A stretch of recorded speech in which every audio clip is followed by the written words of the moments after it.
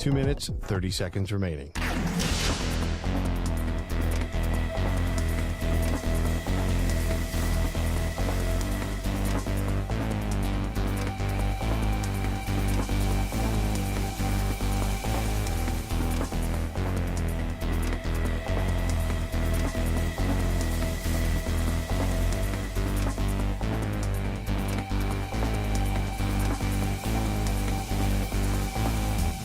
Two minutes remaining.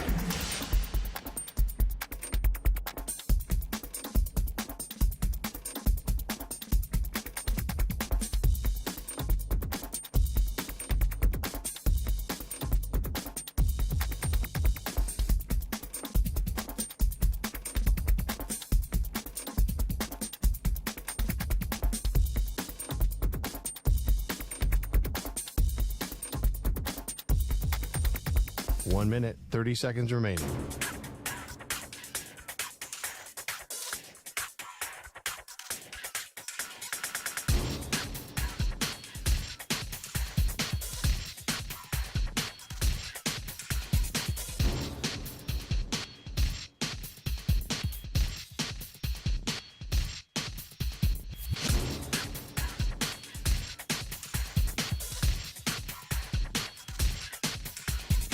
One minute remaining.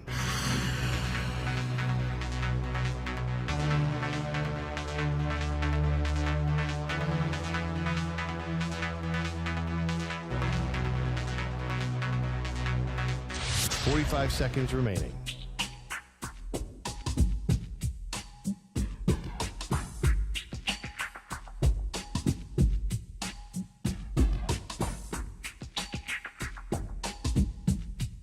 Thirty seconds remaining.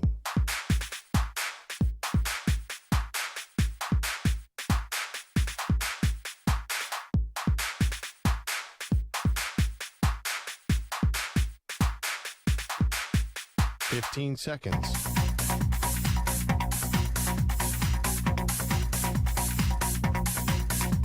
Break ends in 5 seconds.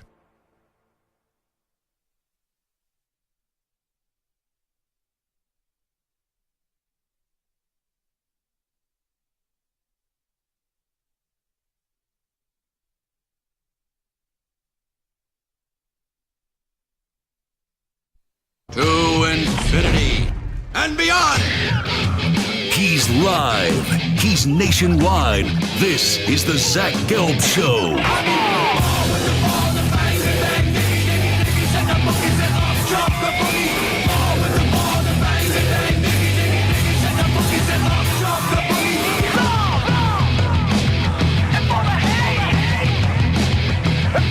Here's your host, Zach Gelb. Live from the palatial yet not overly ostentatious studios of the Infinity Sports Network here in beautiful New York City, sitting on top of the 10th floor, 345 Hudson Street. Welcome on in to what is a Football Friday edition of the Zach Gelb Show across all of our great local Infinity Sports Network affiliates, Sirius XM, Channel 158, the free Odyssey app, and of course, streaming live on YouTube.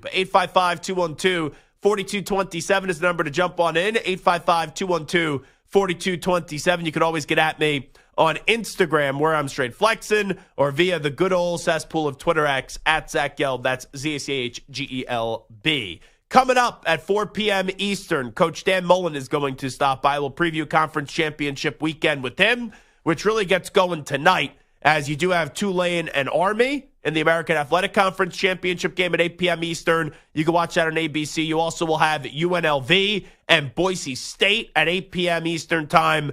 And I feel as if the winner of that game is going to the college football playoff. Boise State, if they win, I think that you could make a serious case for Ashton Genty to win the Heisman Trophy. And also, judging by how the bracket has been kind of thrown out there and showed to us the last few weeks, you would think that would lock up Boise State as getting one of the 4 bye spots for the college football playoff. If UNLV were to win, Boise State is out.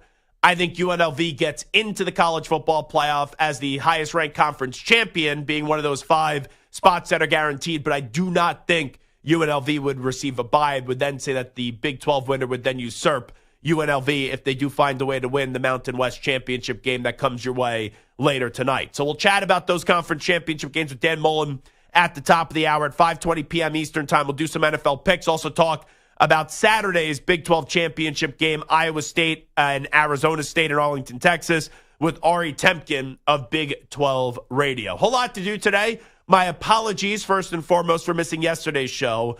I was out sick. I had no voice when I woke up. My voice is somewhat back now. I don't know if you could tell when listening on the radio right now. So we're going to try to get through the next 3 hours. And I guess if I can't get through the show, I don't know, maybe we'll have like Amy or Shep fill in and do the next 3 hours for us. Or maybe if it takes Stu right off the bench. Hey, you open up Pandora's box. I don't close it. I just continue it. All righty. Let's get to the football game last night. We'll do a ton of college today because I'm really intrigued by Tulane and Army, UNLV, Boise State, Iowa State, Arizona State, Penn State, Oregon, Clemson, SMU, Georgia, Texas, and so on and so on. So I want to acknowledge that both statements can be true. You can appreciate Dan Campbell, and you could also question what Dan Campbell did last night, even though it worked. But even though, and I'm pretty transparent with this stuff, when it comes to coaching decisions in the game, I tell you all the time, I don't second guess. I make my opinion while it's playing out. Do you go for it? Do I like it? If it works, I'm not going to sit there if I don't like it and then say, oh, well, you know, all of a sudden I love what the coach ended up doing, or vice versa. If I say I like it and then it doesn't work, I'm not going to slam the coach for doing something that I liked. When I look at Dan Campbell last night, though, he got away with it. He did. And it almost burned him. I know they were 4 or 5 on fourth down opportunities. It almost burned him when he was 4th and 1 on his own 31 with 1:29 left in the third quarter, and you're sitting there in a game where you lead by 3. You cannot go for it in that spot. Punt the football in that spot. And I know your defense was banged up, and, you know, a lot of guys that were out. Jamal Adams, you know, right in, and he's playing for them. Same as Darius Smith as well. But to go for it in that spot, I don't care the aggressiveness and the mentality and all that. It was a stupid decision, and they didn't get it. Now, you get to the decision at the end of the game. I don't want this to sound as if it's disrespectful to Jordan Love. But Jordan Love was on the other sideline. All right? Jordan Love is having a really good, you know, he's having a fine season. He was spectacular last year, and this year he's been good. He's been a good professional quarterback. But when Jordan Love is the quarterback on the other sideline, and you're not going up against Mahomes, you're not going up against Josh Allen, you're not going up against Joe Burrow, right? The decision by Dan Campbell last night, it worked, but it doesn't mean it was the right decision. Because if you were going up against prime Tom Brady or prime Peyton Manning, I could see in that spot on 4th and 1 with 43 seconds left in the game, you're at Green Bay's 21, why you would elect to go for it. Because if you kick a field goal, you could still have a quarterback like a Burrow, like Allen, a Mahomes, a Brady, a Manning, quickly get into field goal range, line up the kick, make the kick, and then boom, you go into overtime. But when the quarterback on the other sideline is a quarterback by the name of Jordan Love, who, let's be real, I know it's not his second year in the league, but it's his second true year as a starter. I don't understand the decision by Dan Campbell last night to go for it in that spot. Like, I get it. He's trying to get the first down, then you run out the clock, and then you make the field goal at the end. But you can't trust your defense to protect the 3-point lead with 40 seconds to go in the game. So last night, it worked. I'm not going to sit here, though, and get on the air and say that Dan Campbell's a genius today, because I thought he got lucky last night. And even though you saw Jared Goff almost fall over his own 2 feet, and he basically did, and they still got the handoff off, and it went for a first down, you got to wipe some sweat off that cabeza if you're Dan Campbell. Now, with all that being said, because I wanted to get that out of the way first, that's statement A, that I didn't love the decision-making by Dan Campbell. But with that being said, I'm not irate today. I'm not going to crush Dan Campbell today. And I'm going to accept Dan Campbell for who he is. And hear me out. Because I've seen this story before. When I lived in Philadelphia, and when I was covering the Eagles doing postgame on 97.5 The Fanatic in 2017, the Eagles coach was Doug Peterson. Do you know how many times when I was doing shows, after wins or even after losses, where it didn't matter, I would take calls, the coaching cost the Eagles the game, or the coaching will eventually cost the Eagles the game. Those were the two phone calls that I would take show after show after show. Because Doug Peterson, when he was in Philly, was unapologetically aggressive. And that's what Dan Campbell is as well. He is unapologetically aggressive. And you may not like it. It may come back to burn him like it did in the NFC Championship game. I didn't really crush him for the decision in the regular season last year up against the Cowboys when they were going for 2. But I'll just say this. To anyone today that's saying Dan Campbell's a bozo or Dan Campbell's going to cost his team, Dan Campbell, and it's the fine line that you got to walk here, and it's tough to walk. Dan Campbell has been so aggressive because it takes a certain dude. It's a 1-out-of-1 type of guy that has to come in with the mentality that we all look at him and we go, oh, this guy's crazy. Oh, this guy is ludicrous. Oh, this guy, how can you trust him? This shtick won't work. But think about the task that Dan Campbell had. He had to turn around the Detroit Lions. In the history and the annals of NFL history, they are one of the most lousiest franchises in the history of the NFL. And it takes a quirky coach. It takes a different coach. And it takes a coach that you tell him, hey, you got to go this way. He says, no, I'm going to go that way. And you may question the decision-making.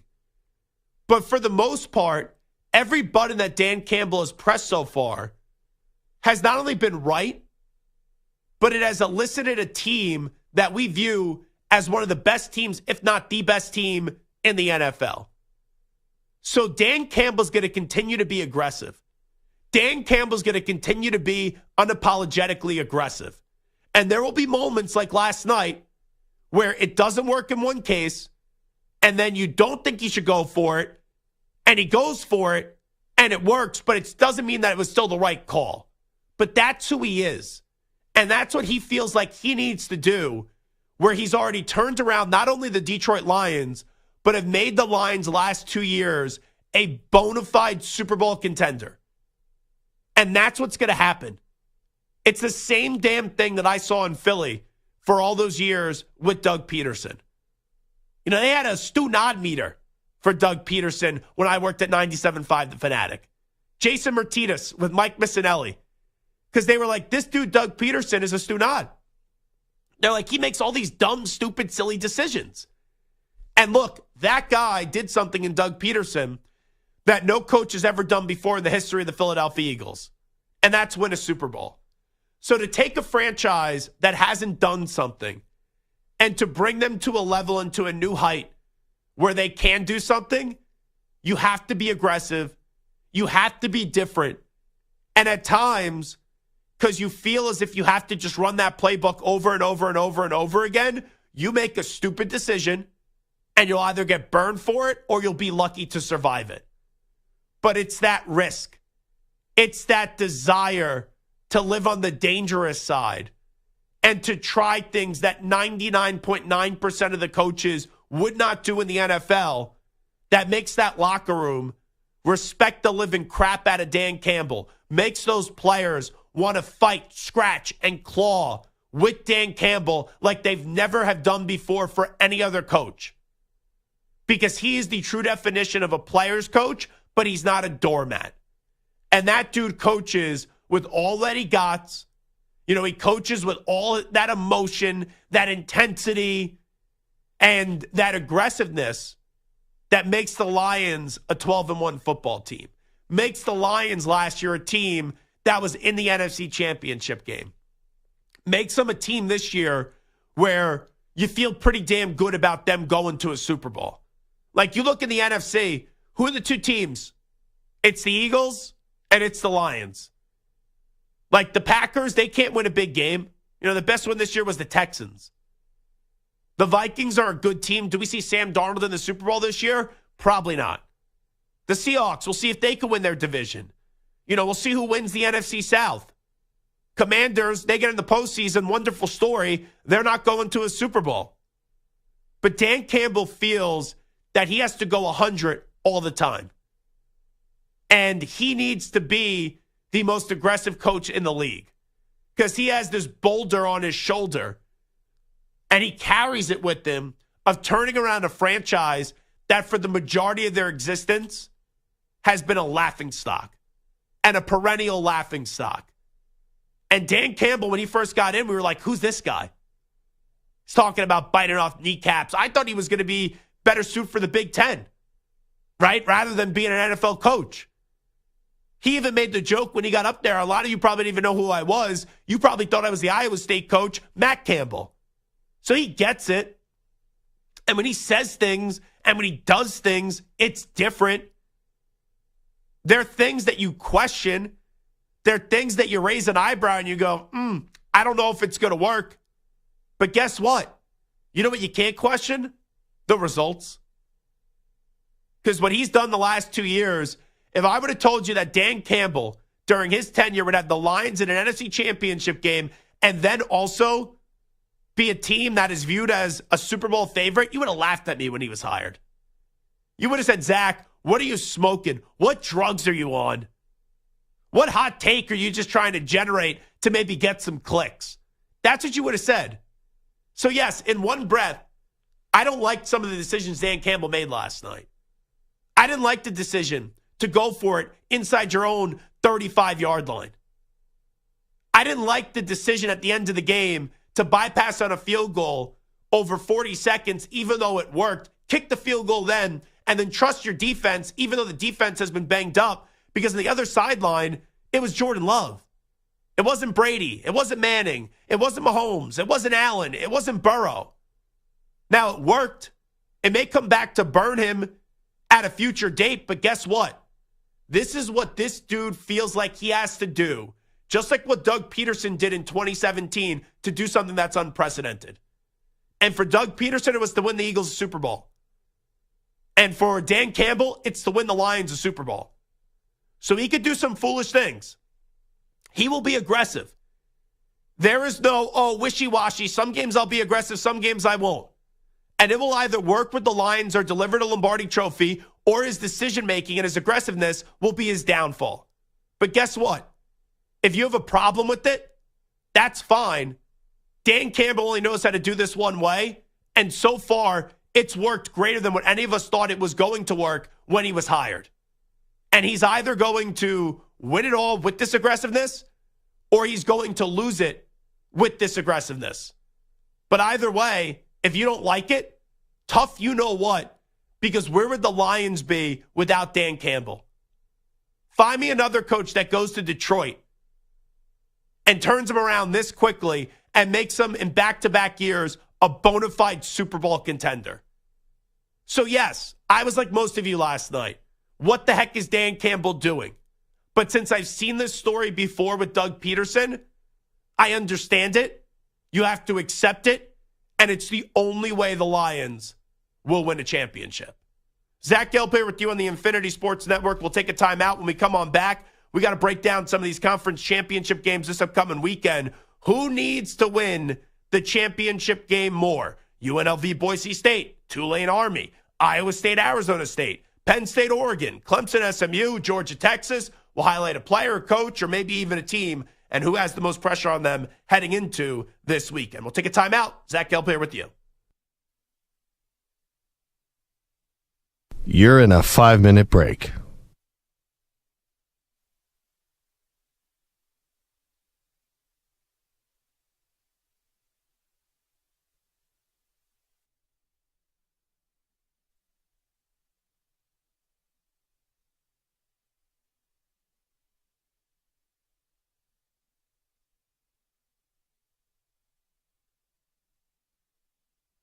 Four minutes, 30 seconds remaining.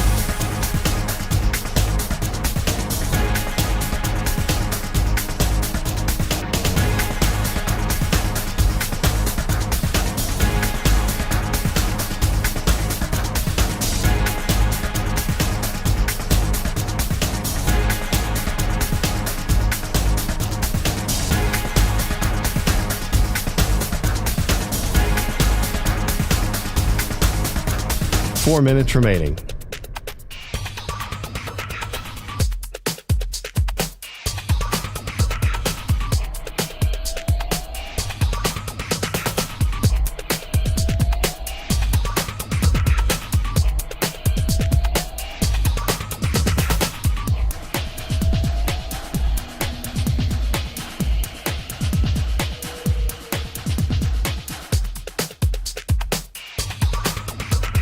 Three minutes, 30 seconds remaining.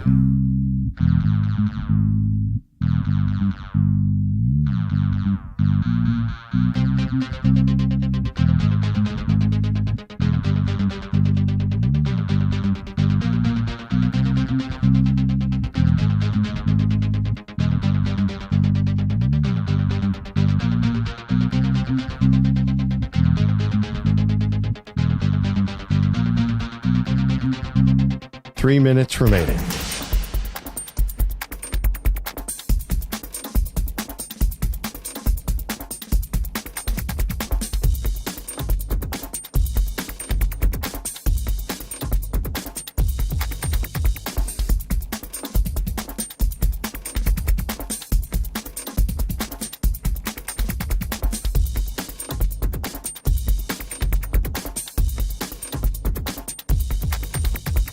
Two minutes, 30 seconds remaining.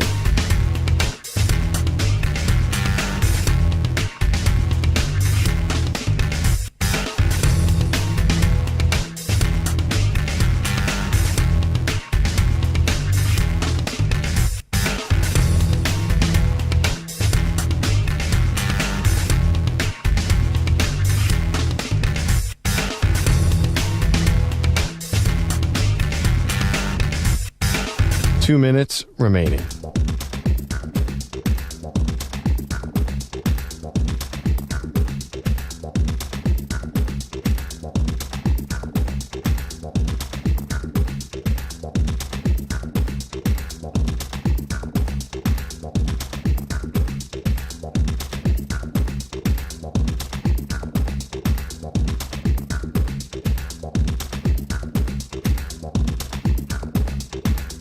1 minute, 30 seconds remaining.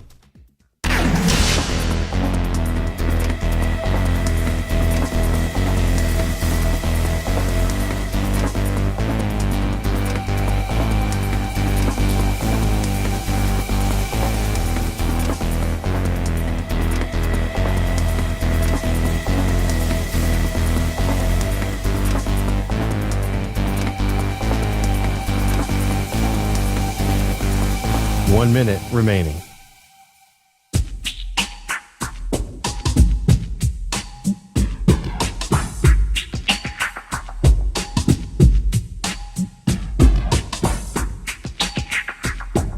.45 seconds remaining.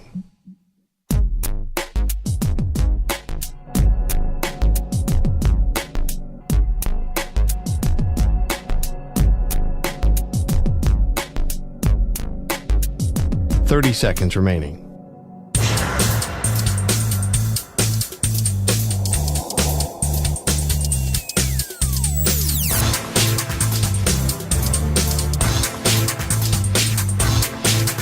.15 seconds.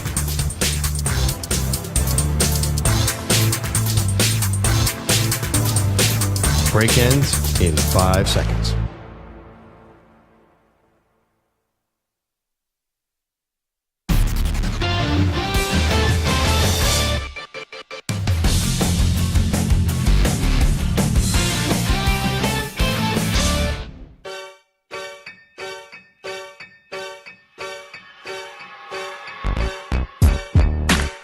You're listening to the Zach Gelb Show on the Infinity Sports Network.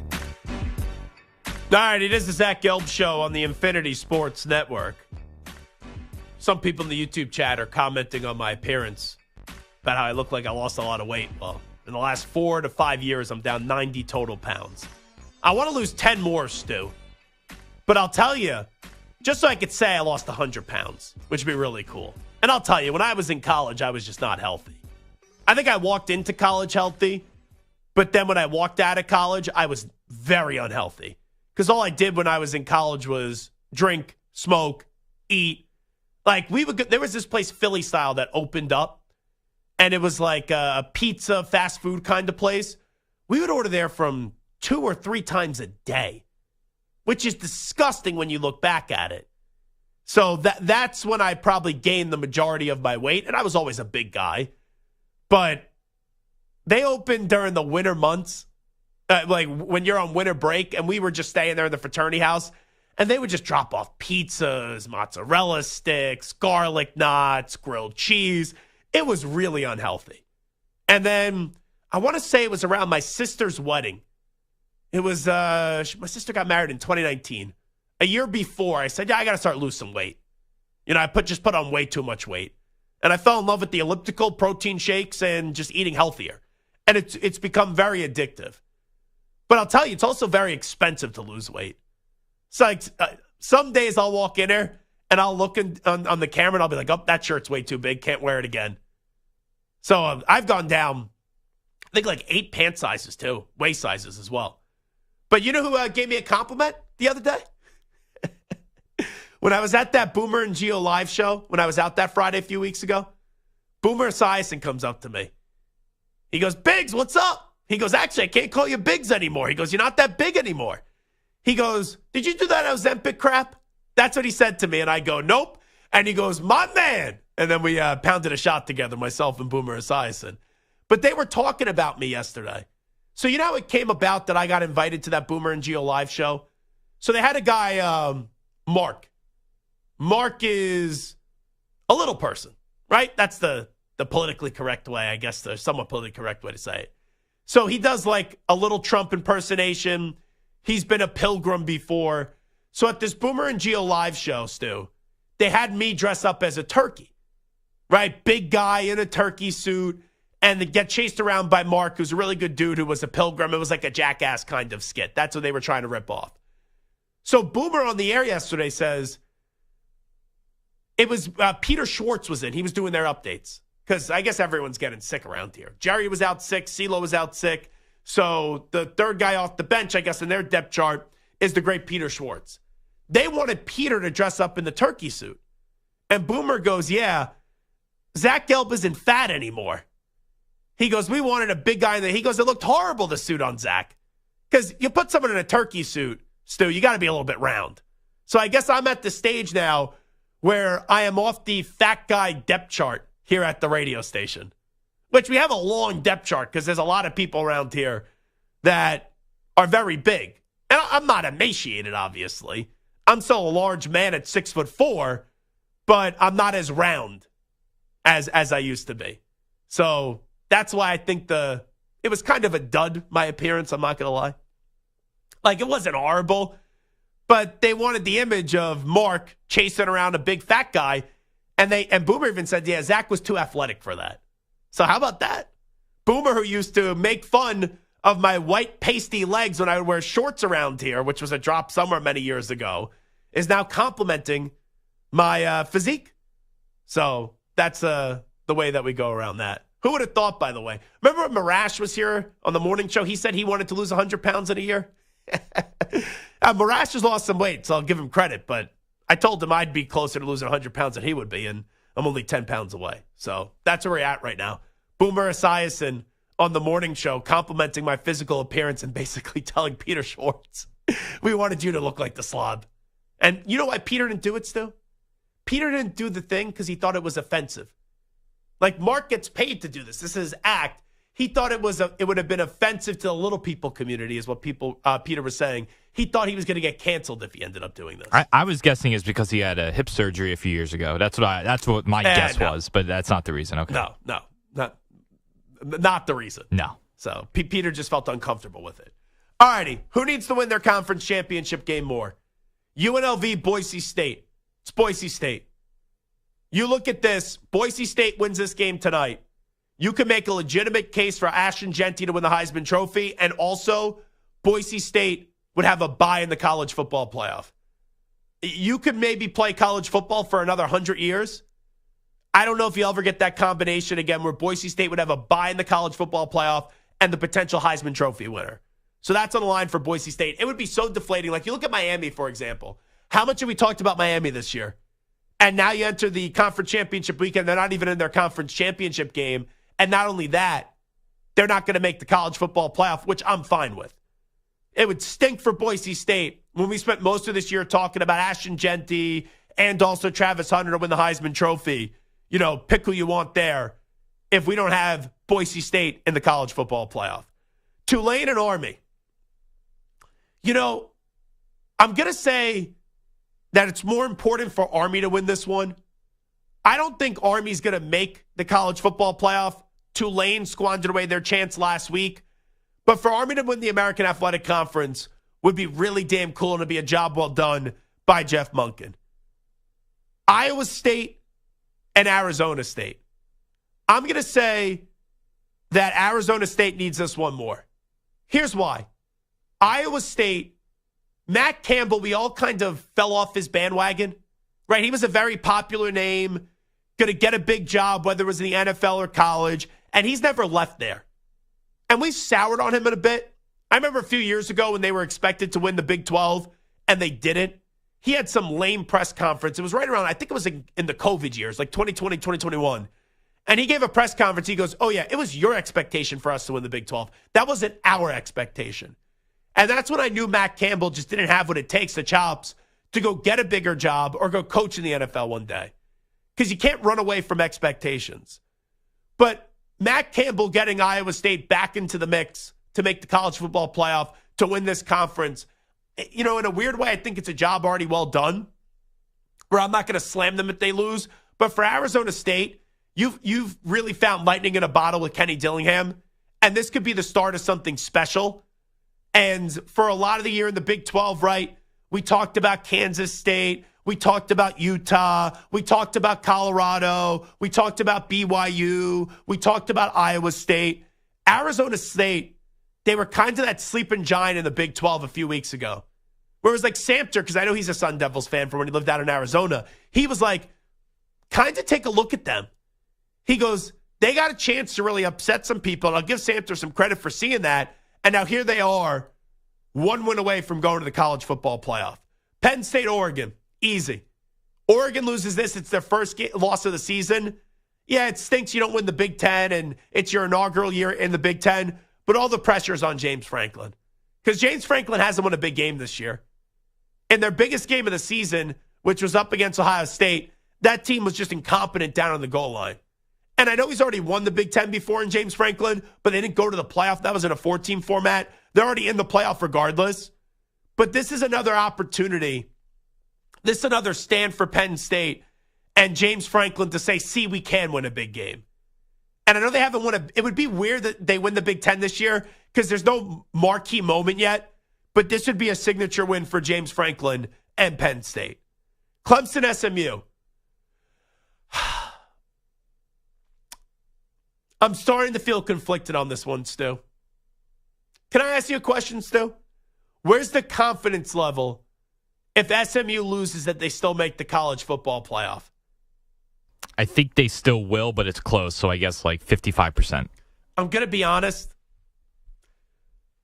In the moment when the committee came out with it on Tuesday, I was like, oh, SMU's going to get it either way.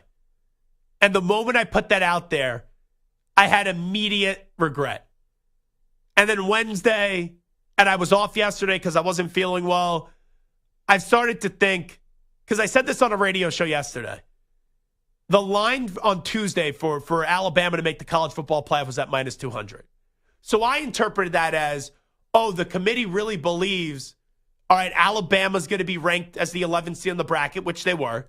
And then also, they're really confident in SMU to win the ACC championship game over Clemson. That was kind of my take. I'm kind of starting to think that Alabama's going to get in either way. That, hey, if SMU wins, Alabama's clearly in. But even if Clemson wins, I think they're going to screw SMU out. Because even though the timing of the second loss, one would be in the regular season for Miami, right, which it was against Syracuse, and this one would be in the conference championship game for SMU, and it shouldn't take away for SMU having to play an extra game. It's kind of the same resumes when you look at SMU up against Miami. Because you can make the case Alabama's best wins are up against Georgia and up against South Carolina. SMU, what's their best win if they don't win the conference championship game? And they lost to BYU. What is their best win? Louisville? Is it Pitt? It's kind of very similar to the conversation that we just had with Miami, Alabama, where it was 2-loss versus 3-loss. So I'm going to say this game's more important for Clemson because it's a fact. If Clemson doesn't win this game, they're not making the college football playoff. But I'm not feeling as confident as I did earlier in the week when I got all 12 teams right in the bracket in the correct order that I was that SMU is in either way. So I will place that caveat on it. You can easily, all right, it's a conference championship game. It's important for both these teams, duh. But for SMU, you win, you don't leave it up to the committee to screw you. And that would be a legitimate screw job. Miami didn't get screwed. SMU with 2 losses, 1 coming in the conference championship game. If Alabama gets in over them, yes, that would be a screw job. But for Clemson, we know this. It's not even a debate. They don't win this game, they don't get in.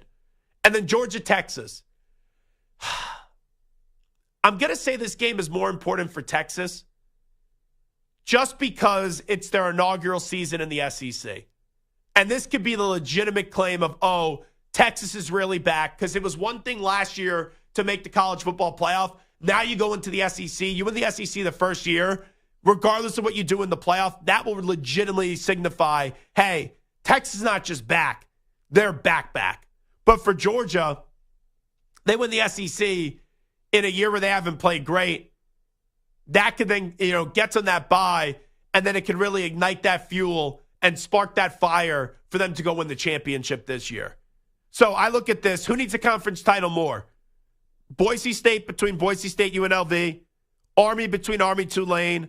Arizona State between Arizona State, Iowa State. Penn State between Penn State, Oregon. Clemson, SMU, Clemson. Georgia, Texas. I'm going to lean with Hook'em with the Longhorns, the Texas Longhorns. All right, it is Zach Gelb Show on the Infinity Sports Network. We'll take a break. An unlikely name who is well known interviewed for the UNC job yesterday. Yeah, that's right. Bill Belichick. Is he going to take that job? Is he going to get offered that job? Where is Bill going to be coaching next year? I have thrown out a lot of destinations. I gave you the Cowboys last October. I have changed my stance. I have identified the team that Bill Belichick's going to be coaching next year, and I'll give you that answer when we come on back in 5 minutes. Update time. Here's Zach. Infinity Sports Network. Sports Flash. Well, Conference Championship weekend kicks off with 2 good ones. The Mountain West title game features 10-2 and 20th ranked UNLV against number 10 Boise State on the blue field at Albertson Stadium. The Rebels have won 8 in a row on the road, but playing in Boise is different. Head coach Barry Odom said their principles, though, remain the same. We have adopted principles within our program. Doesn't matter if we're home, away, or in the parking lot. It's all about your preparation leading up until the moment of kickoff. And then from there, you get into the flow state of trying to play your best ball. The Rebels are also looking to avenge a loss this season to the Broncos. A win for Boise State would give them back-to-back Mountain West championships for the first time in school history. Tulane goes for its second straight conference championship against Army in the American Athletic Conference final. The Green Wave are 9-3. Army ranked 24th in the nation with a 10-1 record. Bronco Mendenhall is leaving New Mexico after one season and will become the new head coach at Utah State. Devontae Smith returns for the Eagles this Sunday from a hamstring injury, but the Vikings will be without corner Stephon Gilmore for the same reason. The New York Rangers have traded their captain Jacob Trouba to the Anaheim Mighty Ducks for defenseman Urho Vakanainen and a 4th-round pick. I'm Rich Ackerman. Hey, like us on Facebook. Our handle is INF Sportsnet. That's INF Sportsnet for our Facebook page. This is the Infinity Sports Network.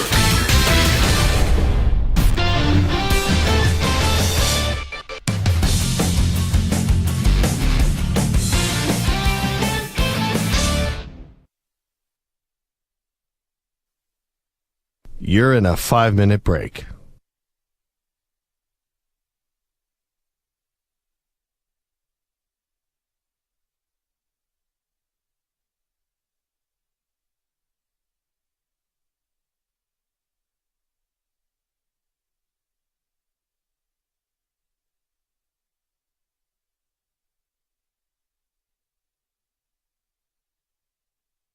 4 minutes, 30 seconds remaining.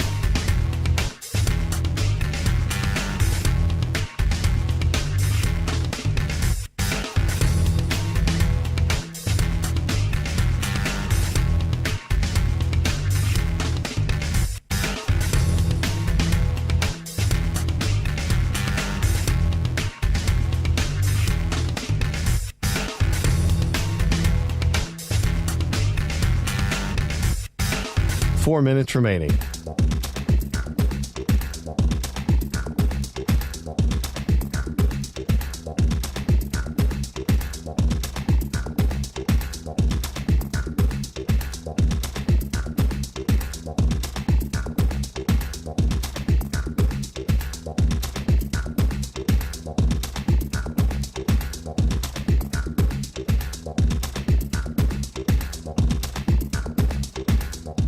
Three minutes, 30 seconds remaining.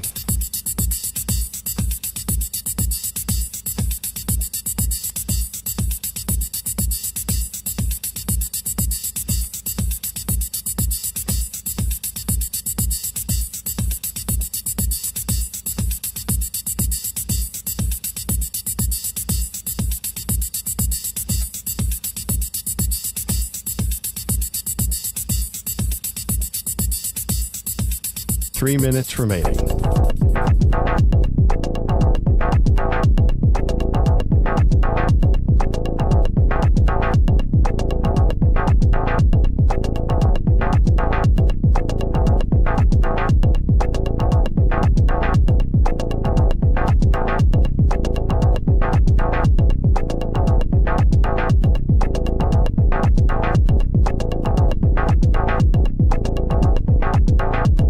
Two minutes, 30 seconds remaining.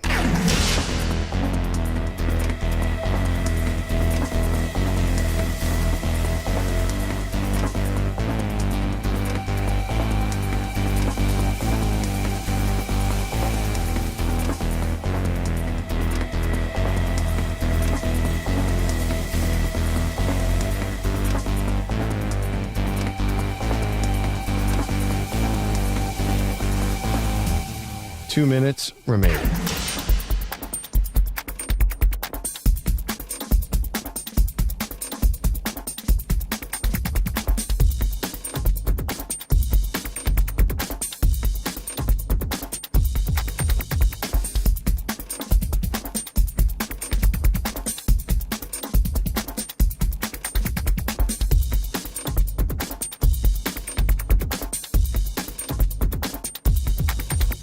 One minute, 30 seconds remaining.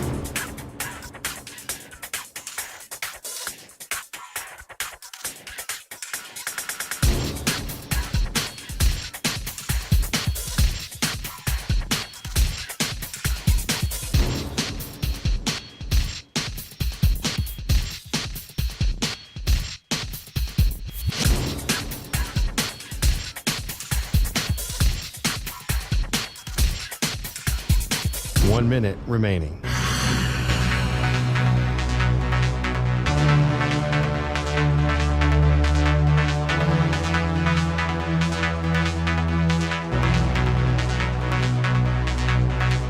Forty-five seconds remaining.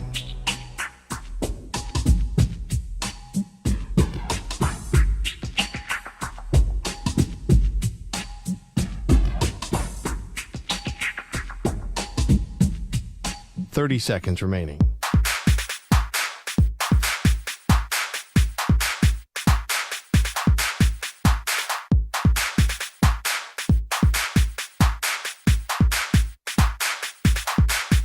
Fifteen seconds.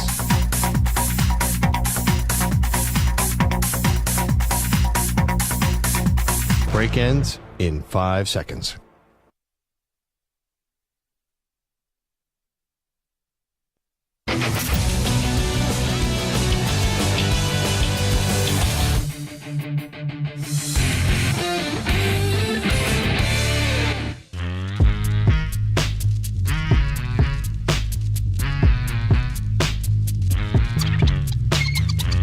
You're listening to the Zach Gelb Show on the Infinity Sports Network. It's time to answer Ask the Pros question of the day, brought to you by O'Reilly Auto Parts. And you could submit a question by tweeting at INF Sports Center at Zach Gelb using the hashtag Ask the Pros. Think O'Reilly Auto Parts for all your car care needs. Get guaranteed low prices and excellent customer service from the professional parts people at O'Reilly Auto Parts. O'Reilly Auto Parts. So, Stu, I'm starting a new tradition next football season.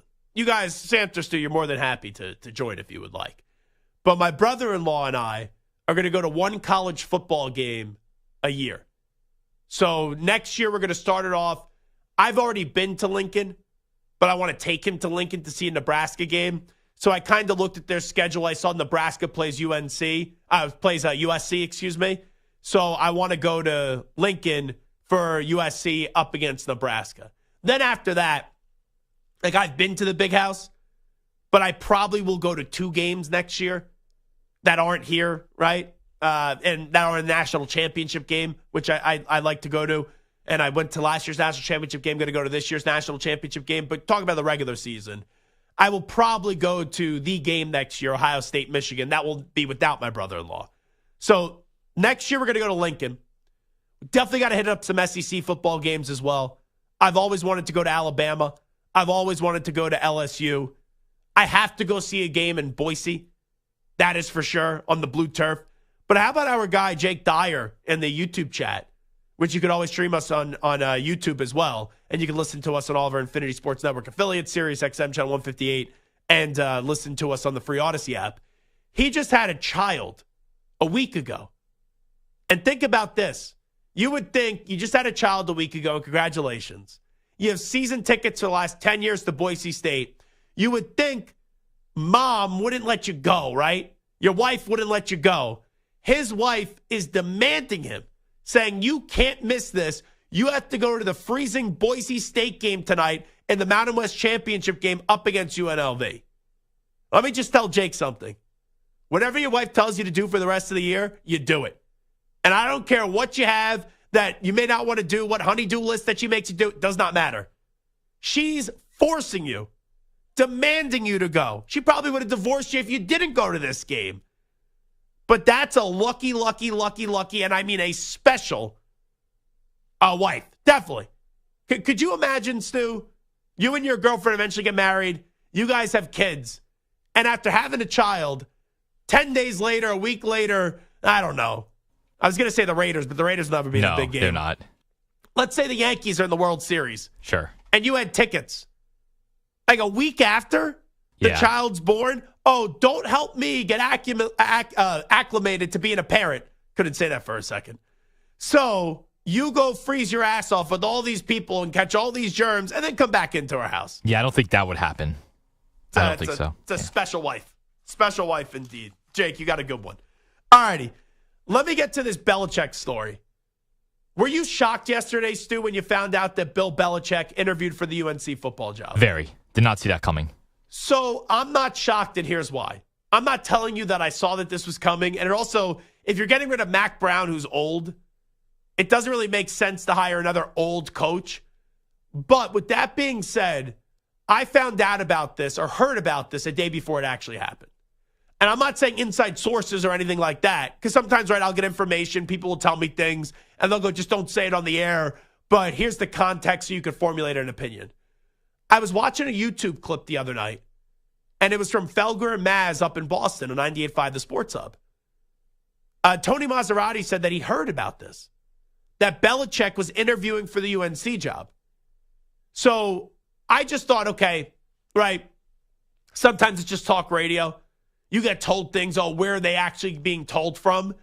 But Tony said that, and then the next day this report comes out that Bill Belichick completed an interview with the UNC job. Now, for the UNC job. Now, before the show started, Samter's talking to me about this, and I go, Portnoy, I was watching his unnamed show with Kirk Minahan and Ryan Whitney, and Portnoy said on the show, and Portnoy's very close to Bill, he's heard the only reason why Bill is interested, not only because he's intrigued by the college game with NIL and all that stuff, and how it's more professional now, but UNC would allow his son, Steve Belichick, who is the defensive coordinator, I think, right now at Washington, to be the coach in waiting, and then whenever Bill retires, take over.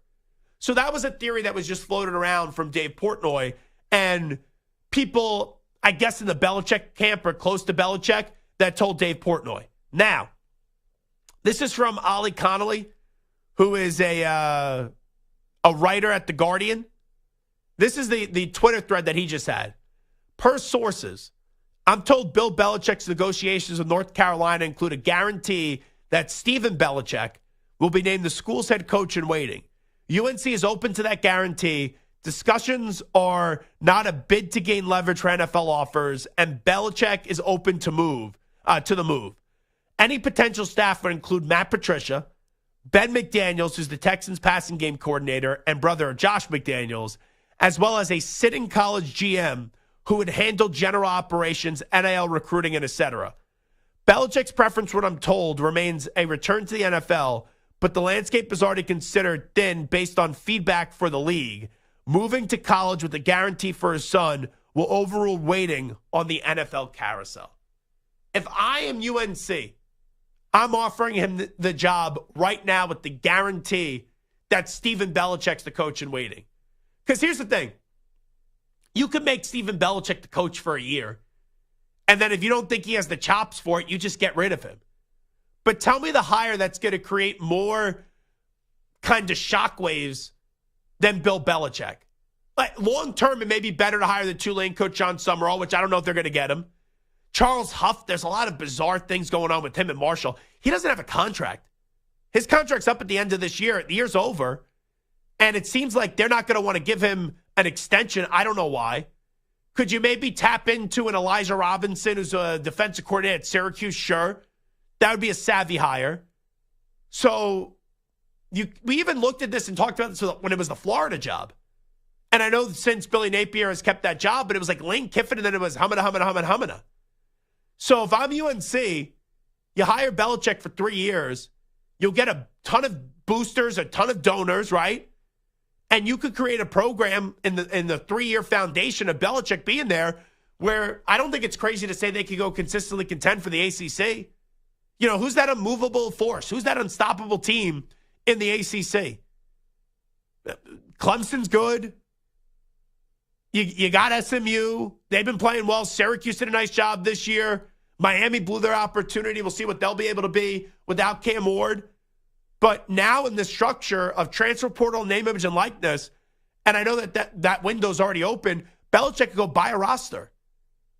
And I know you could say, oh, well, is Bill going to be able to connect with the college kids? Well, heck, his girlfriend is practically a college kid. She's like, what, 26, 27 right now? So I don't think this would be a bad move by UNC. I think it would be brilliant. But Stu, are NFL teams really that apprehensive of Bill Belichick? Talk about a guy that's won 6 championships. And save me the crap that, oh, what did he do without Brady?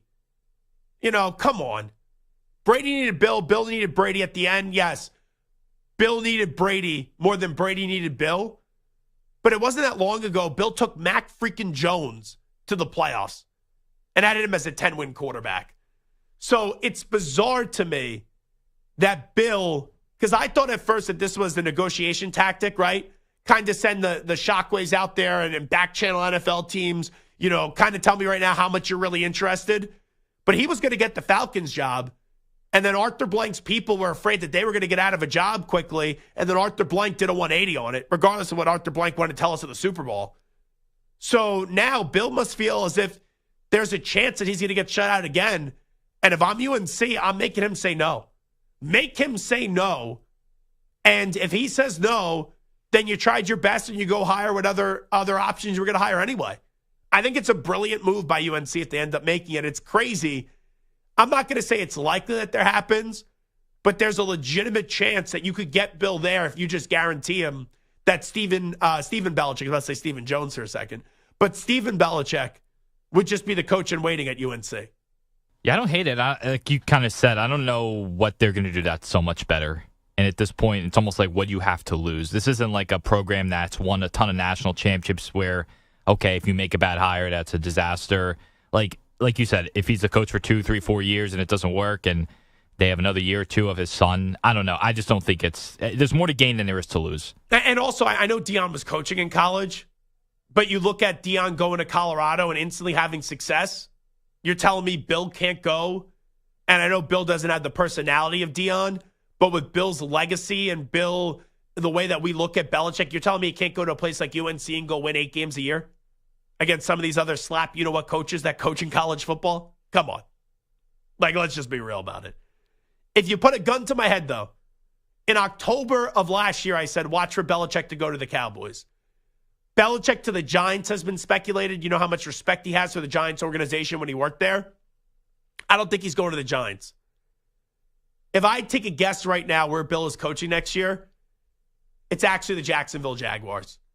Because the Jaguars have this vibe that they're a cheap organization. I think that's a misnomer.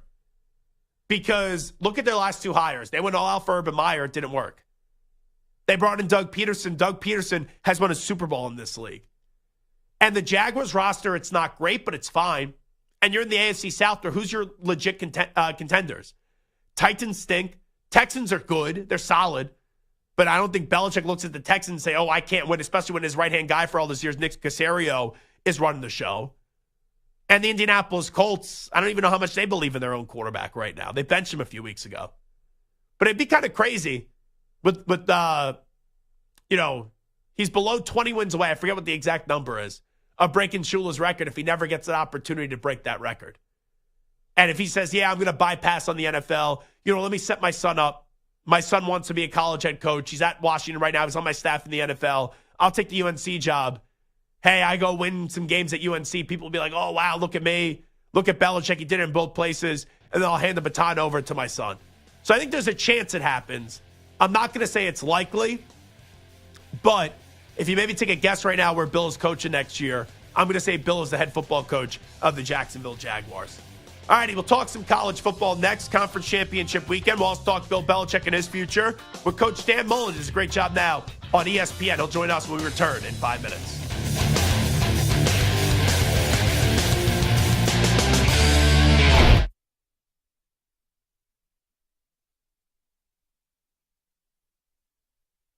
You're in a 5-minute.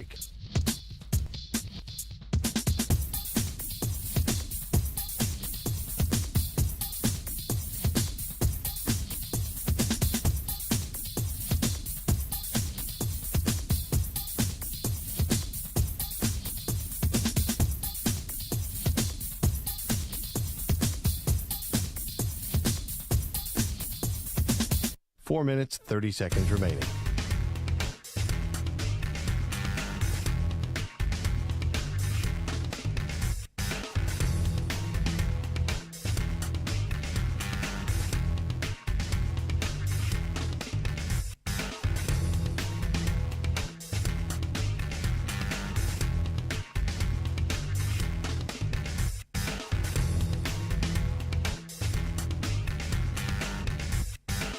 Four minutes remaining.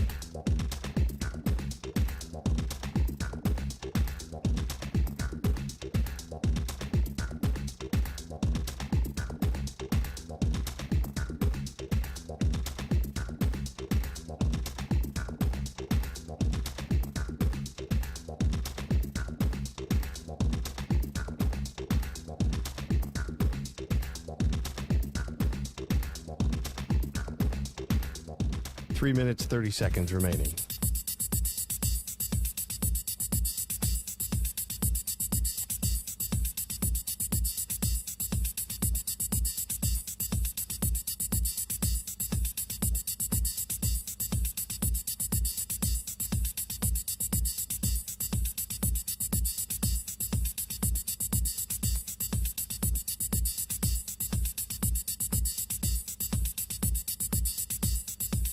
Three minutes remaining.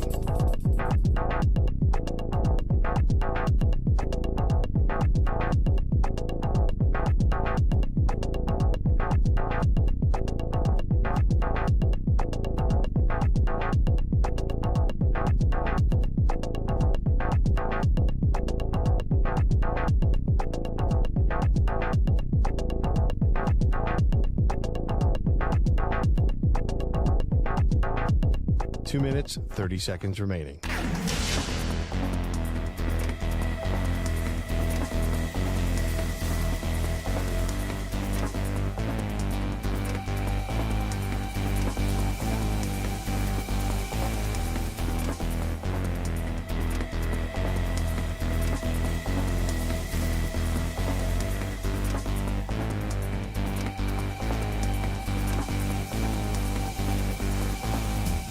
Two minutes remaining.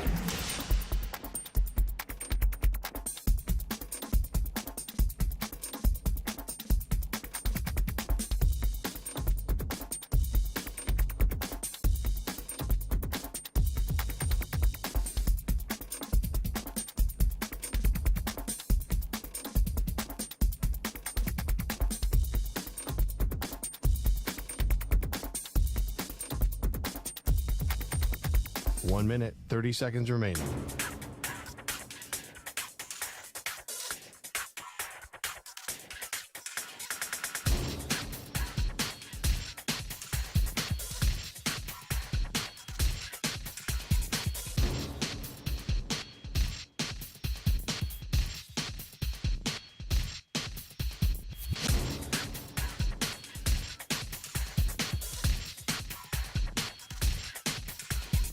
One minute remaining.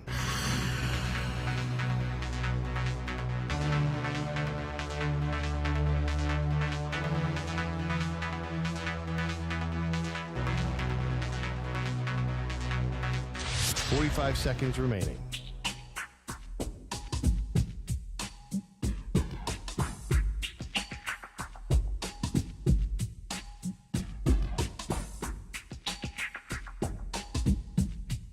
Thirty seconds remaining.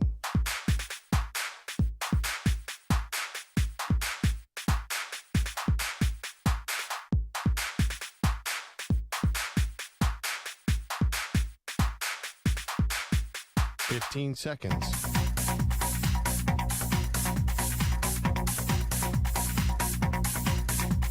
Break ends in 5 seconds.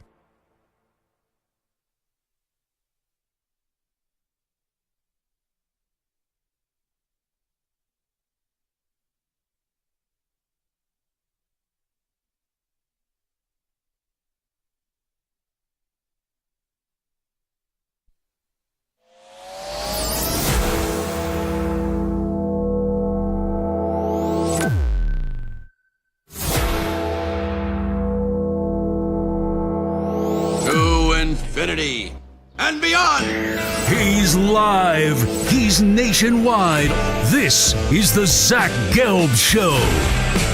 All righty, hour number 2 of our radio program. It is the Zach Gelb Show on the Infinity Sports Network. Should be joined coming up momentarily by Coach Dan Mullen, the former Mississippi State head football coach and also head football coach at Florida. A whole lot to get to this weekend in college football. We do got UNLV and Boise State tonight. I think the winner of that game gets into the college football playoff. For Boise State, you know it's on the line, a potential bye as well with how it's been projected the last few weeks. And then coming up on Saturday, we got the Big 12 championship game with Iowa State and Arizona State. You also got the SEC championship game with Georgia, Texas. And then later on at night, you got the ACC championship game with Clemson, SMU, and then the Big 10 title game between Penn State and Oregon. So looking ahead to what should be a monster next 2 days for college football. And then, you know, on Sunday, we do have the rankings, and we'll find out what the final bracket is going to be. So let's go out to the guest line right now and welcome in the former head football coach at Mississippi State, also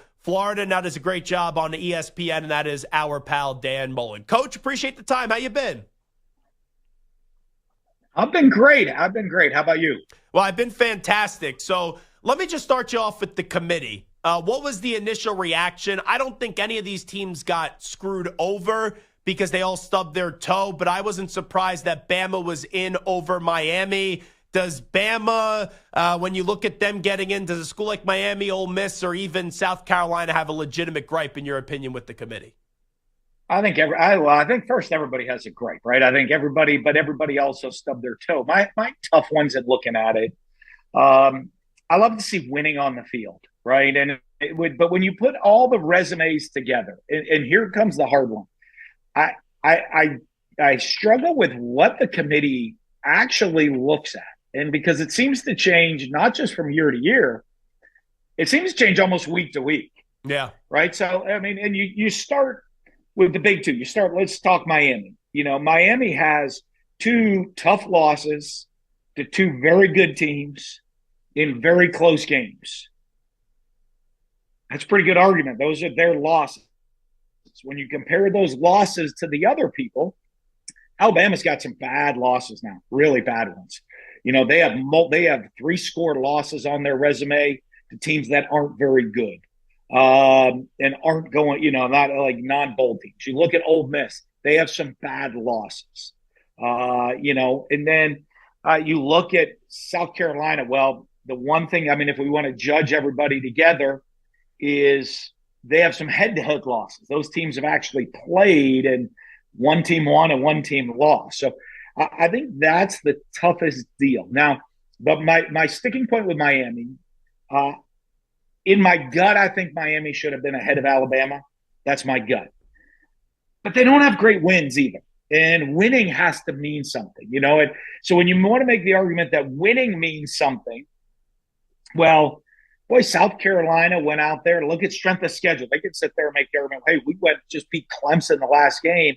We didn't move up. Alabama lost to Oklahoma and then kind of beat like Mercer and a down Auburn team since that point and seem to be rewarded with what they're doing. There's other teams down the stretch that could have an argument that they should be rewarded more. So I don't know that there's the right answer. My answer is there's no consistency in what goes on. And, the right answer, honestly, is blow it up and start over. Right. I mean, that's the deal. My answer, like I'd have some, you get to where you can have factual evidence where you go win. I mean, if you went to the NFL right now and you sat there and they say, hey, who's going to get in the playoffs? Well, we're going to do it on a vote more than, your record. Like if teams are close, we're going to vote. We're going to vote. Could you imagine the meltdown of a team saying, hey, I know you guys, I'm looking at your record, that your strength of record wasn't good. These guys have some better wins. You didn't play a real strong schedule this year. You're out. Records don't matter. And I think that's one of the tough things with it. So my gut would have told me Miami. When you look at the resumes, you can make the argument Alabama a little bit better resume. South Carolina has the Alabama and Ole Miss problem. But Ole Miss has some bad losses now, right? I mean, their losses are Kentucky, Arkansas, and Florida. Well, Miami's sitting there and said, we beat Florida by 30, So, I mean, let's compare that way because there's not a lot of compare. You find whatever you can compare, I guess, and try to compare the game. So that's my feeling. That's my long ramble on to tell you. I don't know that I have the best answer, but I would have felt Miami should be in. The other big issue I have, and I don't know about anybody else saying, hey, this weekend's results only matter to teams that are playing, right? Or there's no data point that can change anybody else that's not playing this weekend. Well, they should. They really should because you know what? I mean, hey, if Texas beats Georgia, Georgia's 10-3. They're comparing them. Maybe let's compare them to some 10-2 and 9-3 teams. Well, they lost to Ole Miss and Alabama head to head. You say, hey, well, we're punishing you for playing this game. Well, should SMU be punished for playing the game if they lose? I'm not sure. Well, but it's that's another my question data for you, Dan. Because hey, I don't think Miami got screwed with Alabama getting in. But if SMU loses their ACC championship game and Alabama gets in over them, which then the SMU resume is very similar to the Miami resume. That's what I'm fascinated to see. If Clemson wins this championship game, if then SMU's out. Well, then how does this game only affect SMU's resume but doesn't affect Alabama's resume, right? Let's look. Fair. Hey, it affects South Carolina's resume. South Carolina would have the argument. We just beat Clemson at Clemson, right? And they're the ACC champion. Doesn't that strengthen our resume at that point?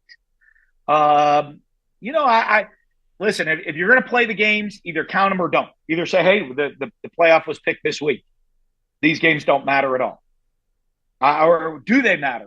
But if they can't, they matter to some, they need to matter to all. And that becomes the issue for me.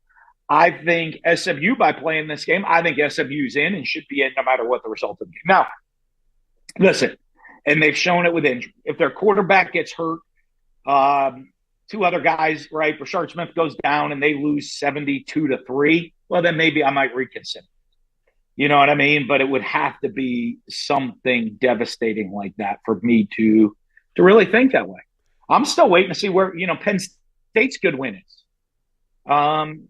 If they lose this week. Yeah, there's so many. Let them. If we're going to count this week's game, let them play this week's game.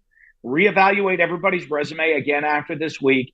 I don't think a team should be punished greatly, though, for losing. If you're going to punish SMU, I think Georgia's out then if they lose. I think they got to be out. Yeah, but that's not going to be the case. You know that because of the SEC. And then it can't go to Logos then, because then it goes to Logos because then they're 10-3 with 3 losses, the same as Ole Miss and Alabama. Alabama beat them head to head. But do you view the SEC and the ACC on the same playing field? Because that would be the retort. It's like, hey, the SEC is better than the ACC. Let's look at some of the crossover games. I think you got to go to the crossover games, right? The Miami lost to Georgia Tech. Well, Georgia Tech lost to Georgia by a fraction of a point. Yeah. In 8 overtimes. And there may be some questionable calls in there. Could have flipped it a different one. But I think when you look at all of it, and listen, I'm an SEC guy. I know how tough it is in that league, how hard it is to play in that league, and it is. And road games in that league are brutal. ACC is a really good conference too, top to bottom. There's a lot of good teams in there. Is the Big Ten that good? I think the Big Ten has a great team in Oregon. Ohio State was fraudulent up against Michigan, and Penn State doesn't have a big win. That's how and Indiana in their biggest game of the season didn't show up against Ohio State. And it is. I don't know the Big 12. I don't know they have a great team. They have a lot of really good teams in the Big 12. When you're judging these, and all of it is just things that don't really matter, they're all like not tangible things. I think it makes it really hard. Do you think there is a great team in college football this year? Because I was not a fan of going to 12. It's been the perfect storm this year to go to 12 because outside of Oregon, everyone has taken the baton and fallen flat on their face. Yeah, and Oregon's a loss away this weekend from, kind of head scratching, right? I mean, you're kind of scratching your head. If Oregon loses to Penn State can jump up and down. We have a tough loss and a great win. And I'll give them the Illinois win. Illinois, they're decent at the end of the year. Hey, just because you weren't great at the beginning of the year or your record wasn't at the end of the year, Illinois went 9-3. I think they're a pretty good football team to do that. So it is. I'm with you. I don't know. I think it'd be really tough this year if you were going to 4, who those 4 would be. It'd be really interesting on who the 4 are. But with 12, it's a perfect year to do it. And, I listen, until we kind of scrap the system and start over where you look at records. I have a great one. I'm working on a great system I'm going to put out. I'll put it out on social media. You got it. You have 8, 9-team conferences, right? 8 divisions with 9 teams in each. The first and second place get in. If you win your division, you're in. You play everyone in your division. So, hey, we won our division. That's the qualification to get in. We're in. And let's go play. And now the argument is not, well, Miami beat Florida, who Ole Miss lost to Florida, but Ole Miss beat Georgia, but Georgia beat Florida.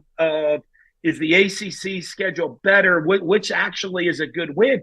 I always laugh sometimes. At the end of the year, back before the major opt-out, before it was like opt-out central. Sure. You'd finish that bowl season at the end, right? And people would look and say, hey, this league, we didn't give them enough credit. Those teams were actually better all year than we thought they were. But now they play these bowl games at the end and all these leagues cross over, start playing each other. And you're like, well, that league maybe wasn't as strong as we thought. And this league ended up being a little better than we thought, but you didn't know that. Where right now we have a system where there's a group of people sit in a room trying to judge and do it off of data points that randomly change at all times. What was your reaction, Coach Dan Mullen? I'm going to throw this. I'm going to throw this one out at you. Go ahead. At-large bid this week.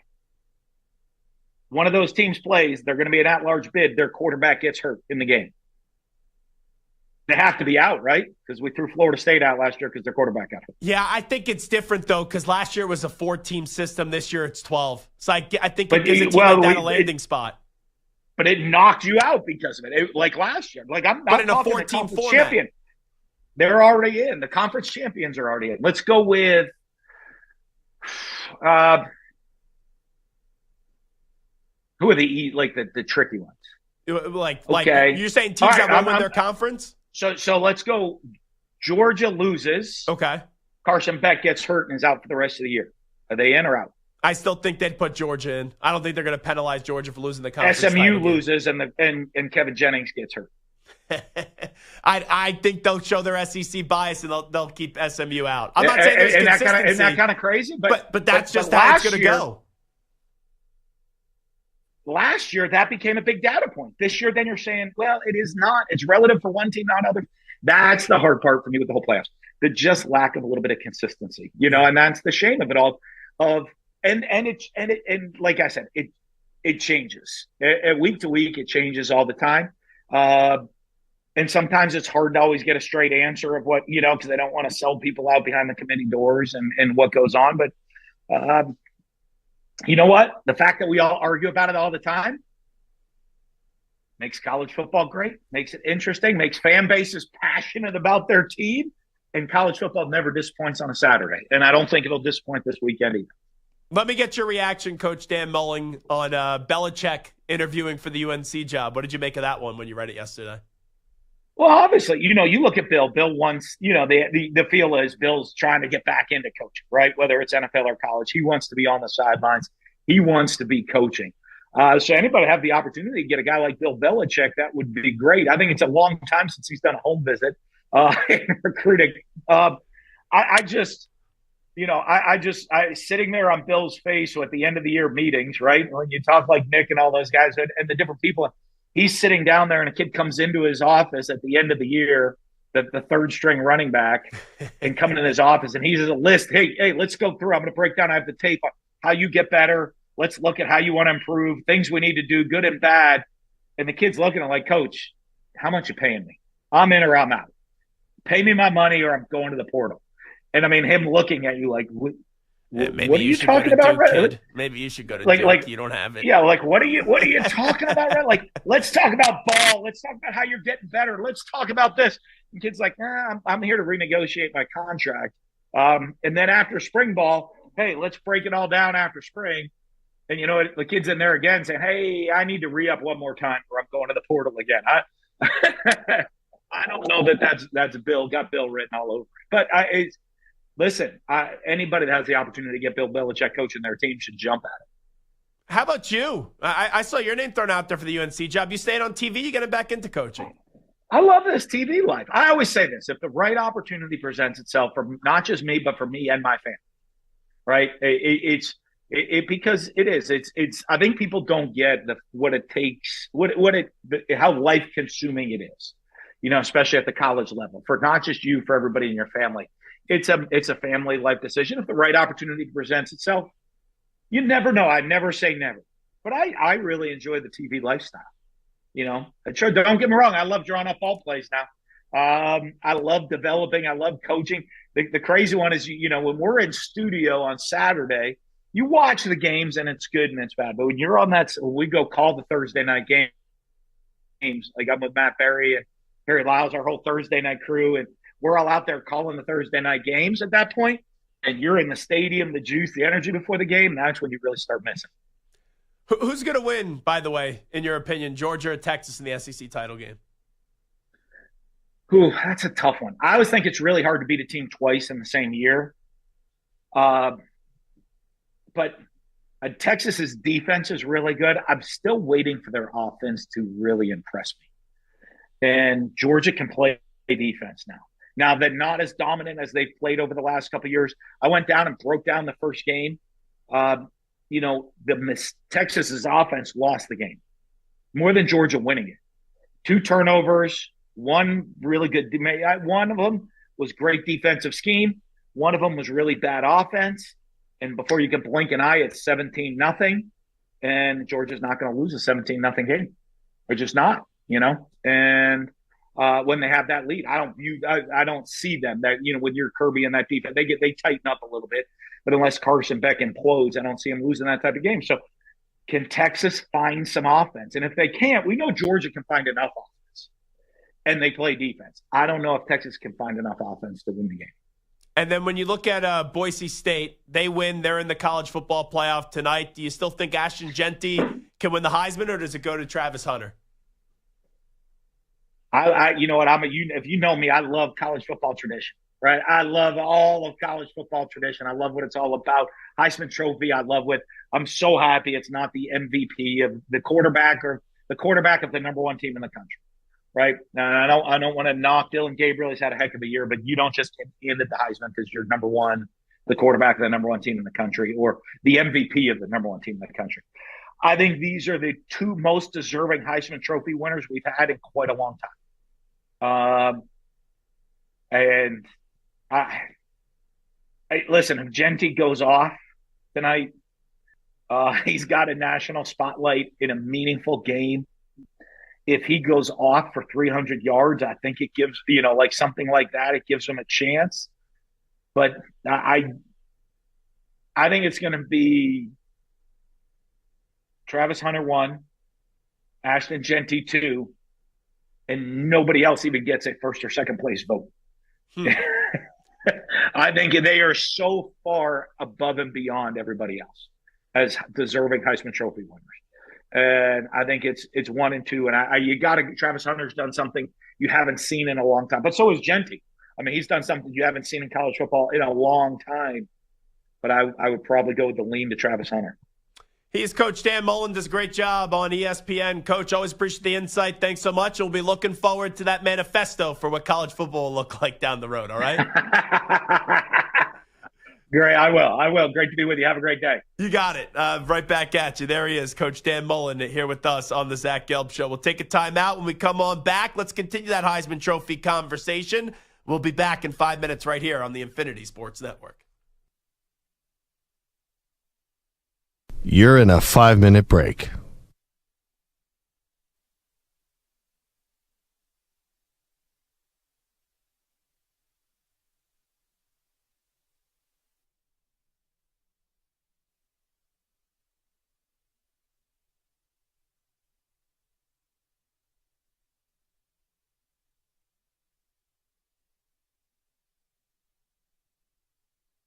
Four minutes, 30 seconds remaining.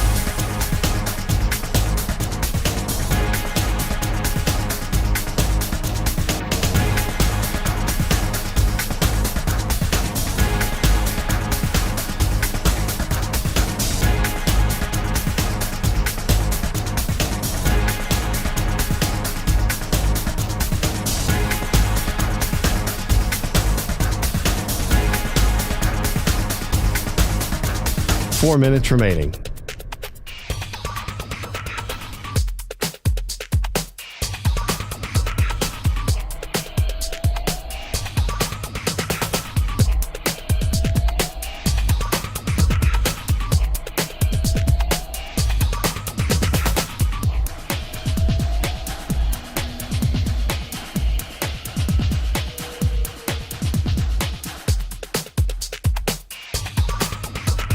Three minutes, 30 seconds remaining.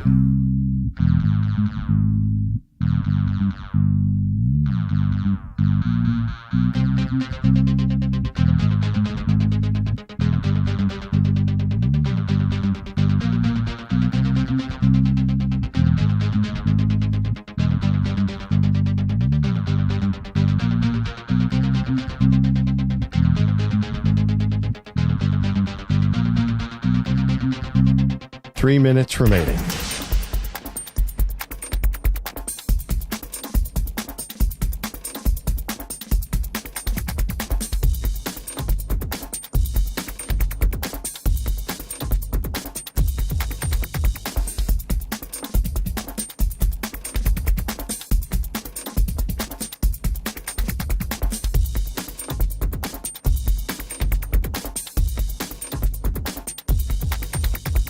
2 minutes, 30 seconds remaining.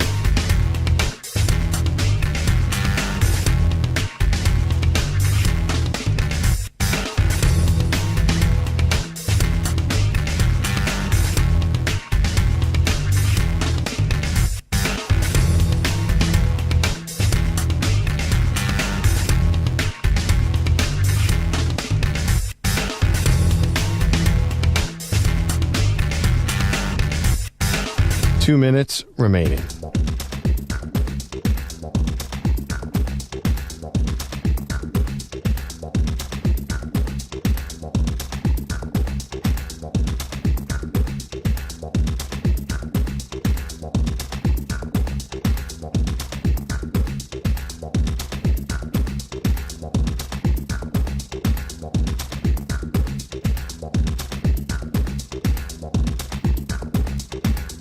One minute, 30 seconds remaining.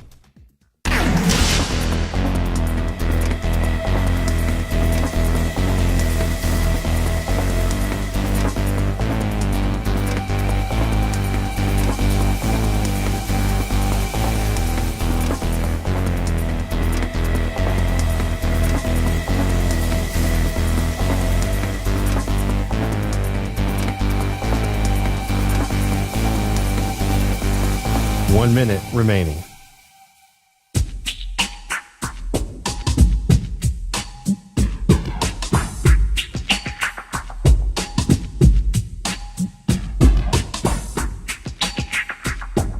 Forty-five seconds remaining.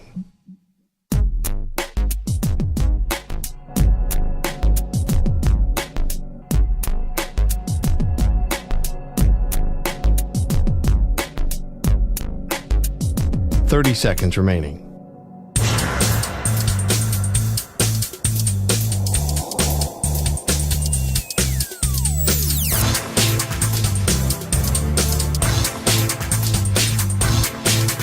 Fifteen seconds.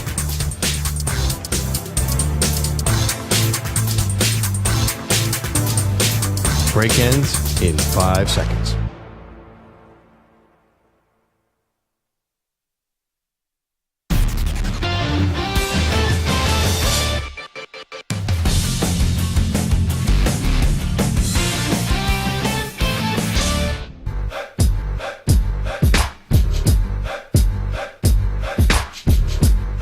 You're listening to the Zach Gelb Show on the Infinity Sports Network. So I got into it the other day with the caller from Indianapolis. It was a good caller. I enjoyed him very much. And we had a good 7-minute conversation. And he was saying, Zach, you basically spent up the majority of the show so far talking about how the strength of schedule, and when you look at Alabama and Miami, Alabama's best wins are Georgia, they're South Carolina. That's why you think even with them being at 3 losses, they should get in over Miami, who's at 2 losses. When you look at Miami and their best win is what, Louisville. So then he asked me this, well, what's the difference with the Heisman Trophy? Because you're saying, hey, strength of schedule matters so much. Well, Colorado has a tougher strength of schedule than Boise State. So I said, I hear that. That's fine. But you're acting like Colorado's schedule is so much easier than Boise State's schedule. And don't get me wrong, the Big 12 as a whole is better than the Mountain West. But right now, the projected Big 12 champion is not ranked higher than the projected Mountain West champion. So we were going back and forth, and I was saying you can't really look at teams and how teams get structured into the college football playoff and then use that for individual awards. And just to be clear here, Boise State's strength of schedule, 86. Colorado is 69. So it's not as that big of a discrepancy. It's not like one team's 10 and the other team is 45 or 50. So when I look at the definition of the Heisman Trophy, and I'm a voter, what's the definition of what you look for? What's the criteria? Because the college football playoff, it's to find the best 12 teams, and it's ambiguous how to get there. For the Heisman Trophy, it's who's the most outstanding player in the country. And I think there's only 2 players to craft the argument for. It's Travis Hunter and it's Ashton Genty. So Ashton Jeanty has nearly 2,300 rushing yards and almost 30 rushing touchdowns, or 30 total touchdowns. Travis Hunter is an elite wide receiver, an elite corner, plays both ways, and he's magnificent. So what Travis Hunter has done is so outstanding because you see him play this high snap count that we've never seen a player play both ways at this level. But for Ashton Jeanty, hasn't missed a game this year, has been the most consistent player and the most dominant player in the country. And there is a level of outstandingness where if they win tonight and Jeanty goes off, that could sway a lot of voters because you're not only putting Boise State in the college football playoff, but you're also putting Boise State in all likelihood in a bye spot. And who would have thought going into the year that Boise State could have got a bye in the college football playoff?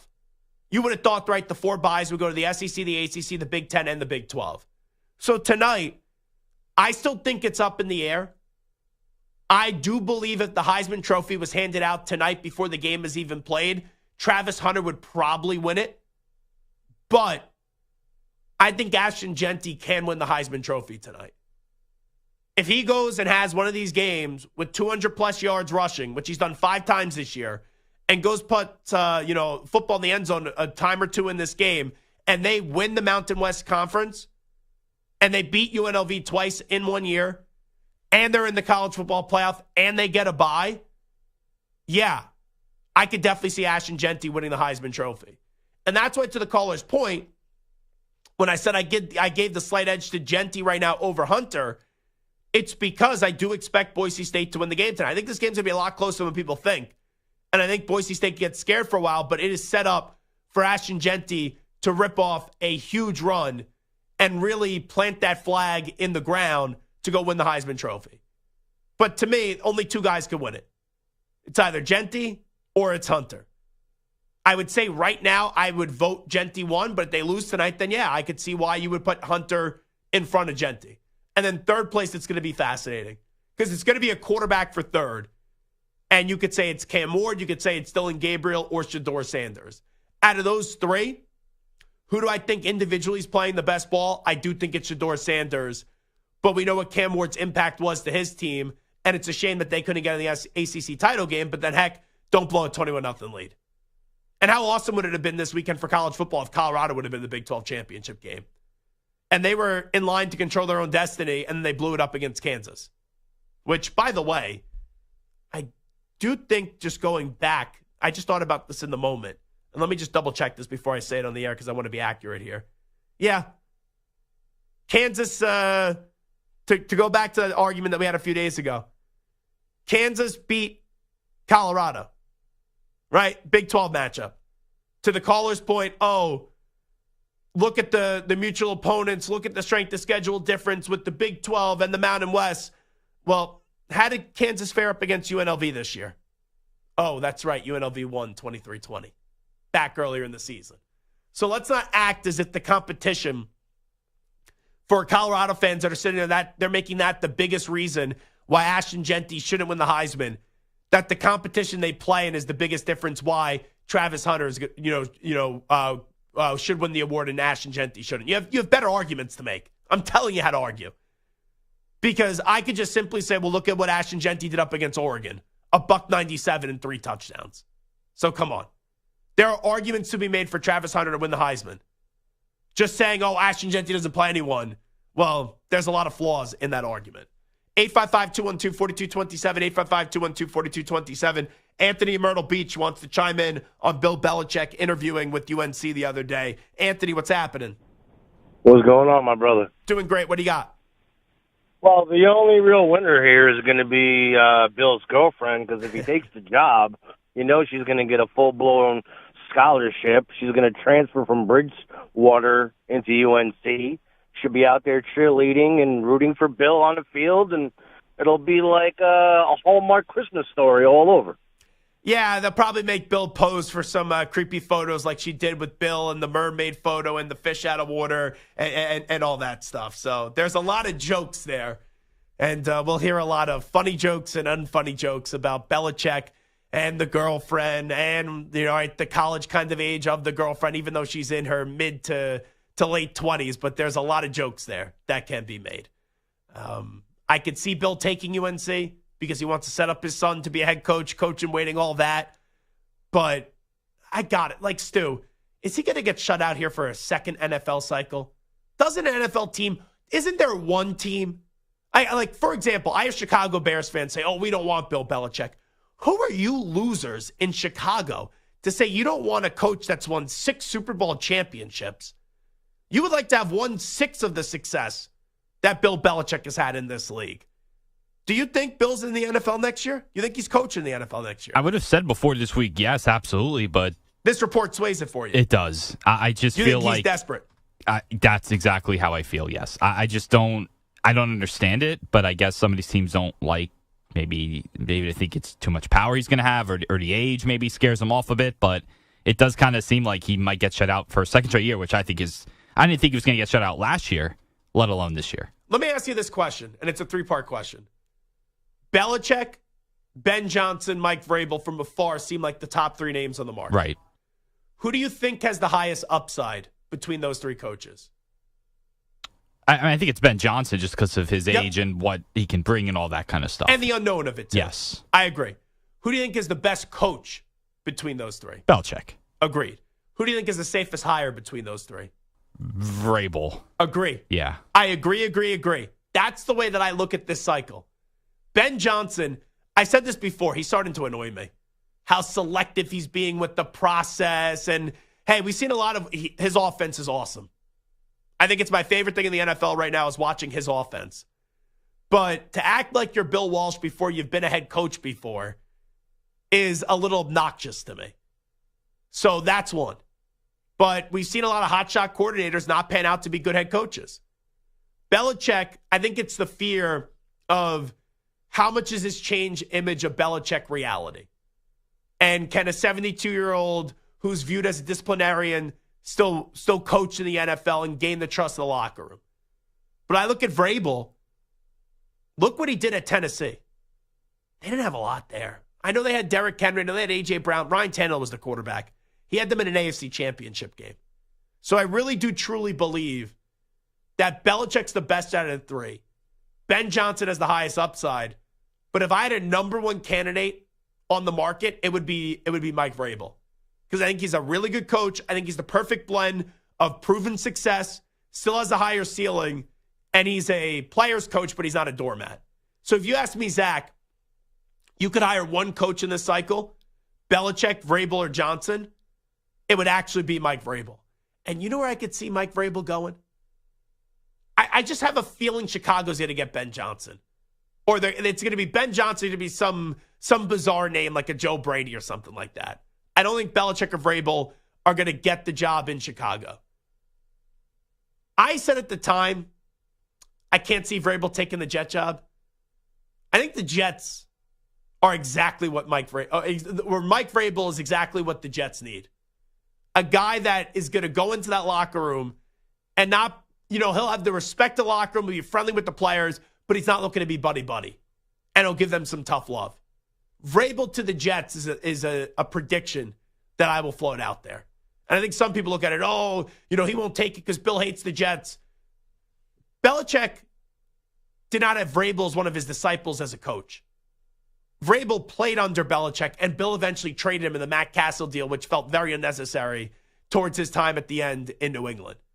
And also could be a little revenge for Vrabel, too, because not only do you get a job that Bill wouldn't have taken, but the Patriots should have hired you. So they hired Gerard Mayo. You go up against him twice a year in division. Real quickly, Stu, who's the coach, who's the player this weekend with the most pressure on them? Coach, I'm going James Franklin.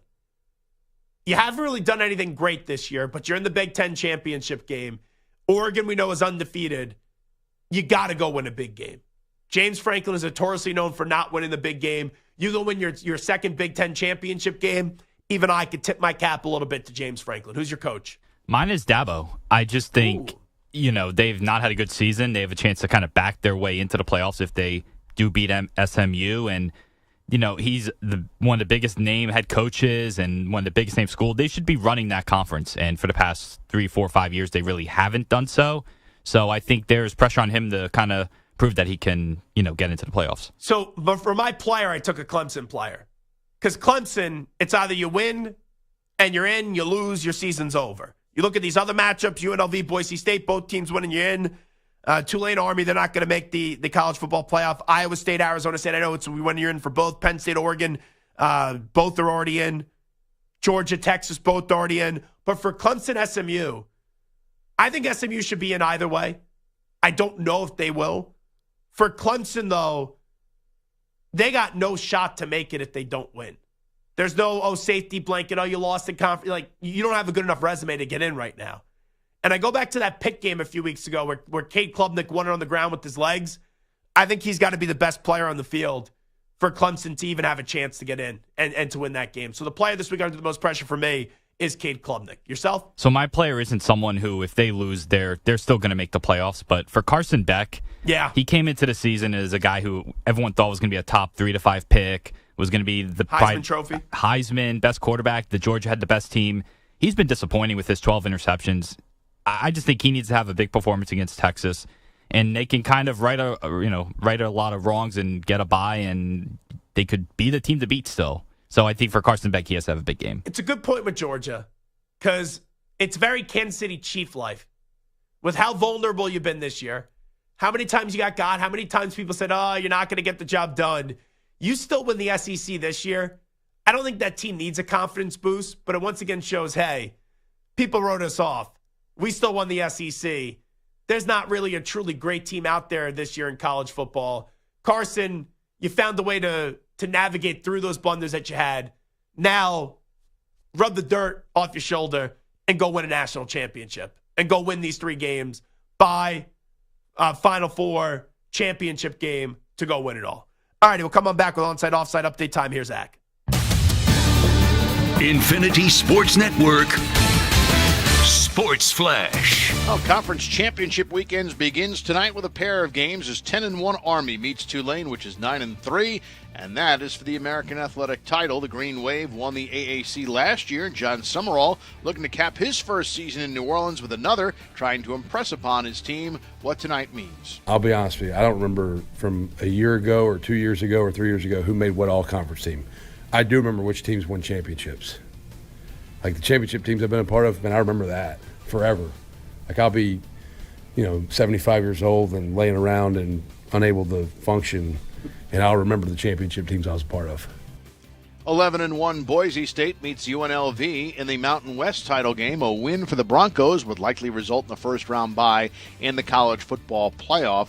Bronco Mendenhall reportedly leaving New Mexico after one season to take over at Utah State, and Georgia Tech has given Brent Key an extension after back-to-back bowl seasons. The Eagles will have Devontae Smith back after he missed time with a hamstring injury, but tight end Dallas Goedert is out this week. The Vikings won't have Stephon Gilmore because of a hamstring injury. I'm Rich Ackerman. This is the Infinity Sports Network. Follow us on Instagram. Our handle is Infinity Sports Network. That's Infinity Sports Network to follow us on Instagram.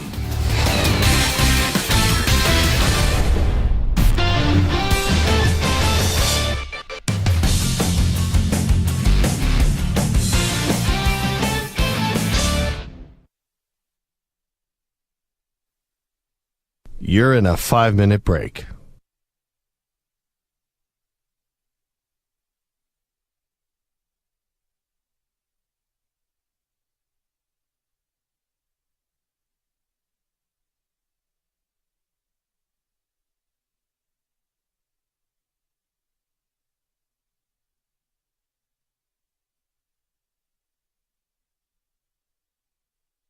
Four minutes, 30 seconds remaining.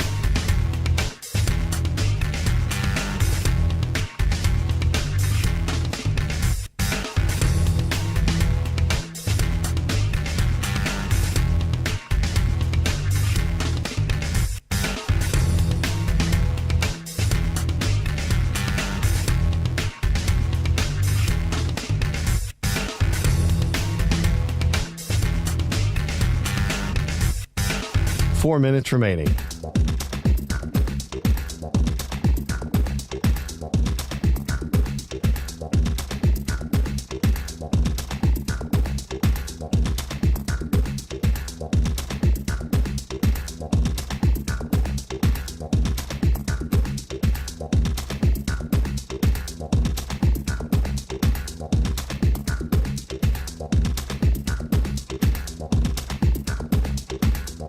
3 minutes, 30 seconds remaining.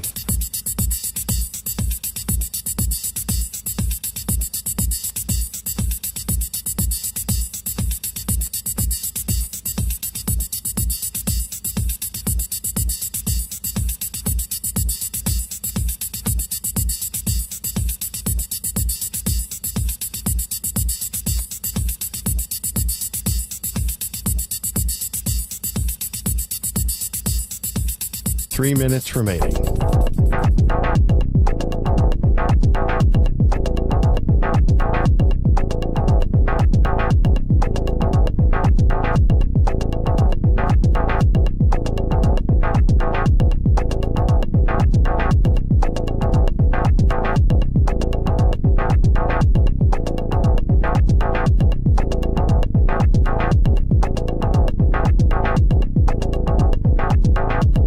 Two minutes, 30 seconds remaining.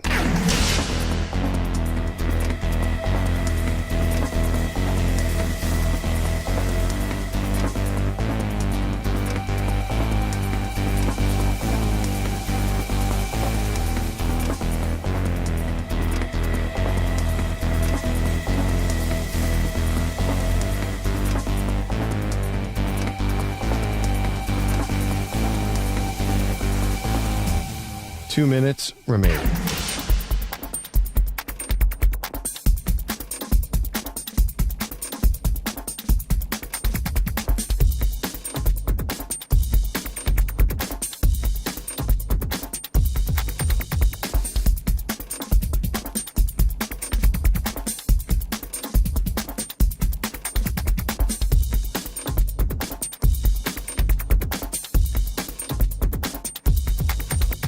One minute, 30 seconds remaining.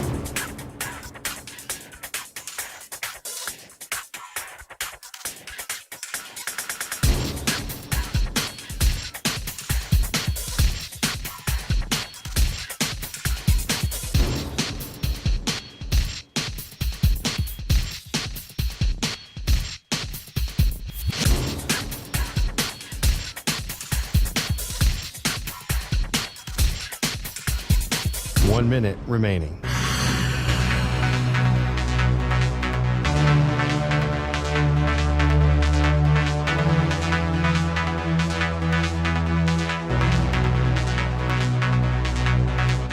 Forty-five seconds remaining.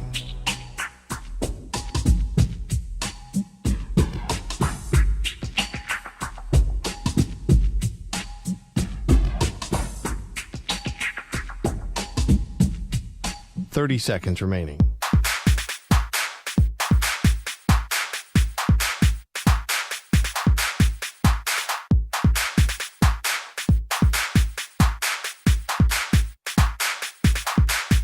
Fifteen seconds.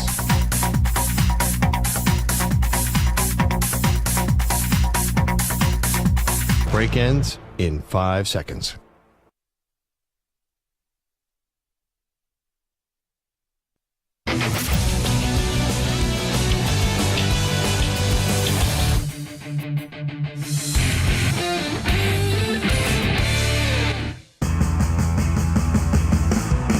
Zach's taking on the most polarizing issues in sports. Which side of the line of scrimmage will he end up on? Offside. Defense number 69. It's Onsides, Offsides with Zach Gelb. Alrighty, onside, offside time. Stu, what do we got? All right, as we have been discussing, Bill Belichick interviewed with a surprising team, not in the NFL, but in college, as the NFL's greatest coach reportedly spoke with UNC, North Carolina, about their vacancy after they moved on from Mac Brown. Belichick started coaching in 1975 with the Colts, but has never coached in college. So onsides, offsides, Bill Belichick's next head coaching job will be in college. I'm going to go offside. I still think it's going to be the NFL. I do think there are some legs to this story.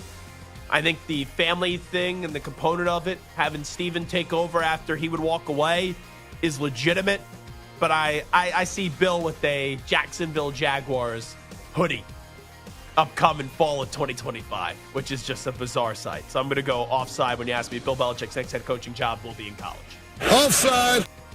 So the Packers fell to the Lions last night on Thursday Night Football, but overcame a miserable first half that saw Jordan Love pass for under 40 yards. However, Green Bay came alive in the second half, scoring 24 points and nearly taking out the 12-1 Lions in Detroit. So onside, offsides, you could still see the Packers winning the NFC this year. Offside because they don't have a big game feel. Their best victory this year are the Houston Texans. They lost to the Vikings. This game last night, with how decimated that Detroit defense is, you can't get the job done. I still think Green Bay is a year away. And this year, they're good. I don't think they're great. I don't think they're going to be better than the Lions or the Eagles in the postseason. So I cannot see them winning the NFC this year. So you could see the Packers win the NFC this year is a question. Offside. Offside. One of the biggest matchups of the weekend in the NFL pits the 8-4 Chargers against the 10-1 and two-time defending champion Chiefs. Now, despite their record, the Chiefs look vulnerable and barely beat my awful Raiders and the lowly Panthers the past two games. The Chargers, however, have won 5 of their last 6. So onside, offsides, the Chargers are playing better than the Chiefs right now. I think the Chargers could win the game. I'm not going to say that they're playing better because the Chargers have also been really sloppy as well, even in these victories. Like you look at the Bengals a few weeks ago, great first half, miserable second half. They failed to show up in the second half up against the Ravens. I know they lost that game. Even last week, Kirk Cousins threw 4 picks and you only beat them by 4 points. So both these teams have been sloppy. So therefore, I'm not going to say that the Chargers are playing better than the Chiefs right now. I think it's just been very similar. And remember, earlier in the season, the Chiefs didn't even play all that great of a game and were still able to beat the Chargers after the Chargers were up 10-0 early in that one. So I'm going to go offside on that when you say the Chargers are playing better than the Chiefs right now. Offside. As rumors swirl about the future of Ryan Day following his 4th straight loss to Michigan, many have floated the idea that Urban Meyer could return to Columbus. However, Urban released a statement saying, quote, "I have no interest in coaching again," end of quote. Bizarre that he released a statement, I'll just say, Yeah. Stu. It's like people can speculate you're going to be coming back. Doesn't mean you have to respond to it. Yeah, usually it would just be he would just stay doing his job that he is now. So onside, offsides, Urban Meyer will never return to head coaching. If they get rid of Ryan Day and they say, Urban, we want you back, I know what your statement just said. I don't think he's saying no. I don't think they're getting rid of Ryan Day, though, after this season. He's not going to get an NFL job, obviously, Urban Meyer. So it'd have to be college, and he's only going to take some select few college jobs. I do feel, you even heard it from Dan Mullen a little bit, has to be the right job. For Urban, has to be the right job. And also, he has such a comfy gig right now where he's already won 3 championships in college. Doesn't have to deal with NIL and the transfer portal. More of an older guard kind of coach. I do think he's done coaching. The only place I would think he would go back would be for Ohio State. I don't think that job's going to open up, though, this offseason. So I'm going to say now, offside when you say Urban Meyer will never return to coaching. Offside. It is Or onsides. Sorry. Will never return to head coaching. I'm going to say onsides because I don't think he's coming back. Right. Yeah. It's conference. My apologies. No, it's that was sick brain right there. It's conference championship week, and the Big 12 and ACC are battling to see who gets into the playoff. The Big 12 pits number 15 Arizona State against number 16 Iowa State, while the ACC has number 8 SMU against number 17 Clemson. Both conferences have 4 teams in the top 25, with the Big 12 boasting 8 teams with 8 or more wins, and the ACC having 6 such teams. But both SMU and Miami were ranked inside the top 10 this year. So onsides, offsides, the Big 12 is better than the ACC this year. I think a lot of people are going to say the ACC is better. I thought for the majority of the year the Big 12 is better. They just beat up on all their schools. So I think it's close. The ACC winner is going to be ranked higher than the Big 12 winner.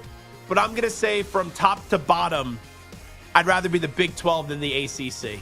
I think it's very, very close. I think the ACC is better at the top.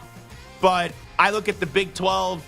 I just think it's a slightly better conference right now. Very close, though. So, onsides.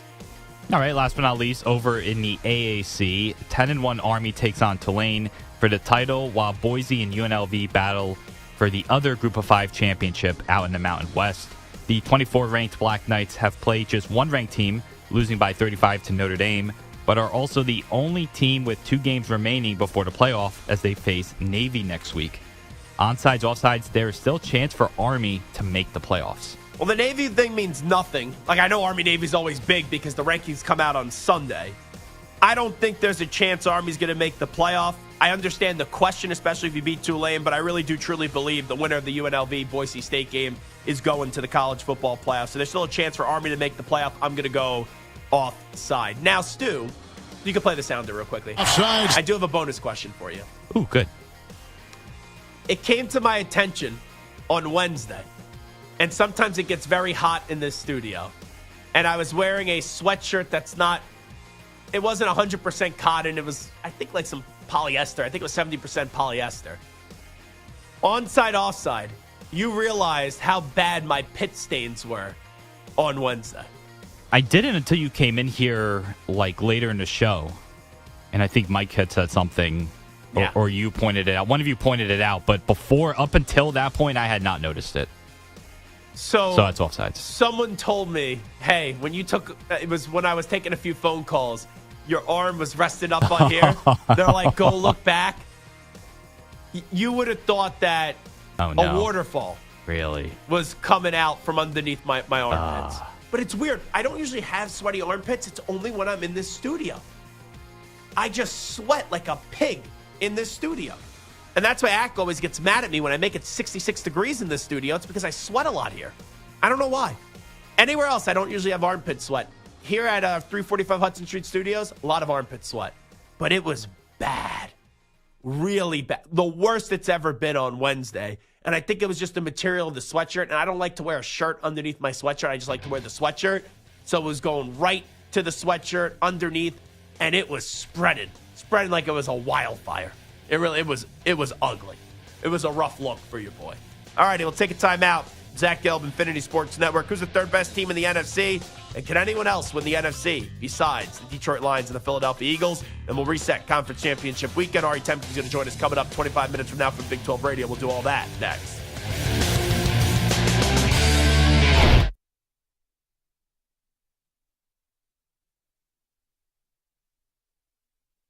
You're in a 5-minute break.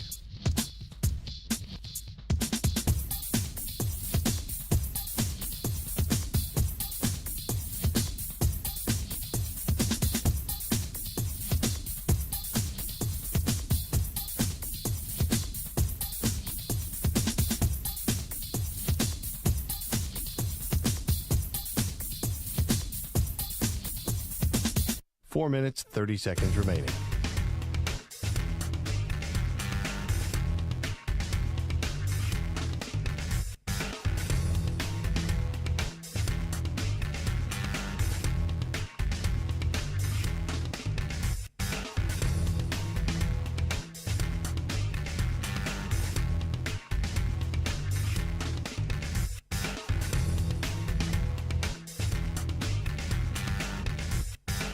Four minutes remaining.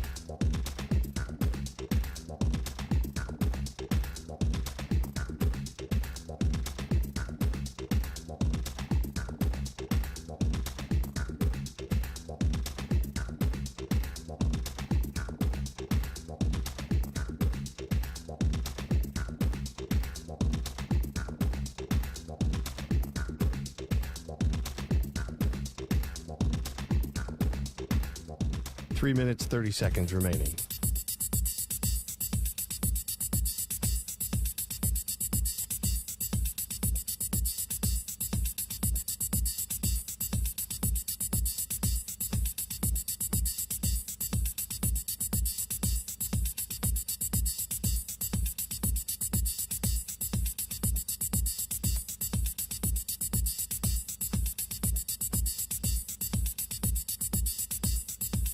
Three minutes remaining.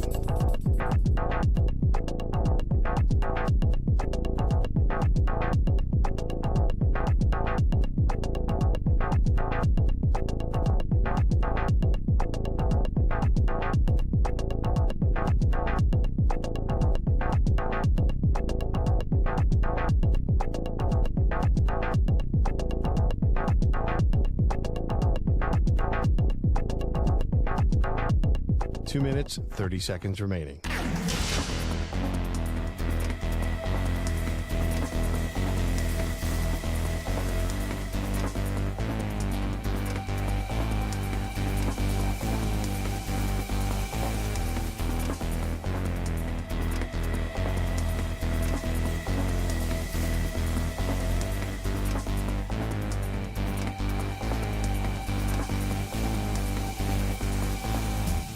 2 minutes remaining.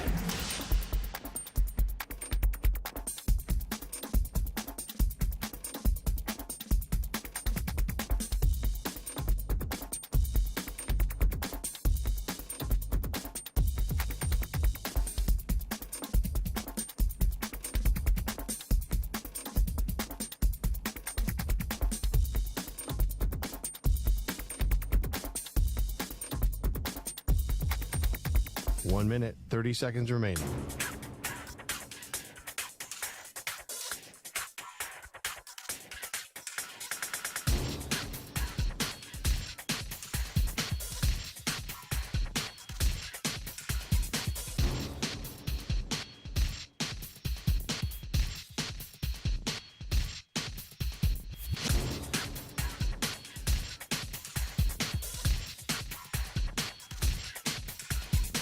One minute remaining.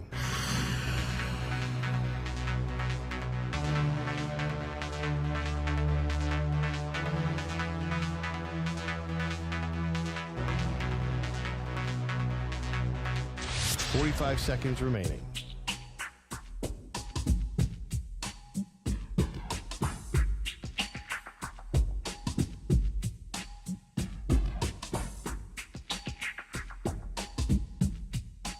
Seconds remaining.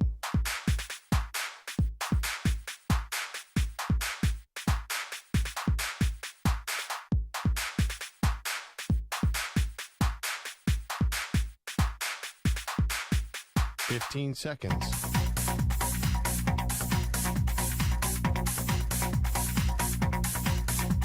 Break ends in 5 seconds.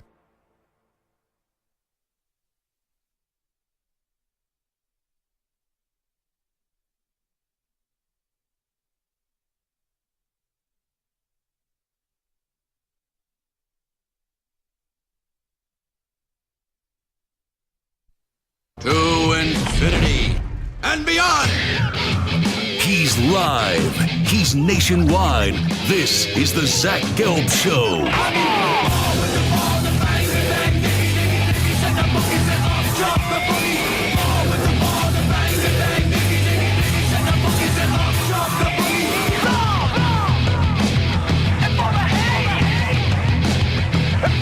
Here's your host, Zach Gelb.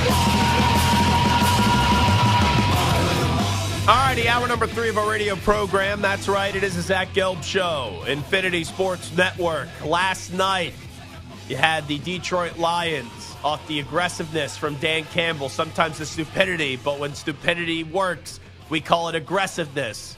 Yeah, they found a way to get the job done. That's always been a big pet peeve of mine, Stu. Oh, well, at least the coach is aggressive.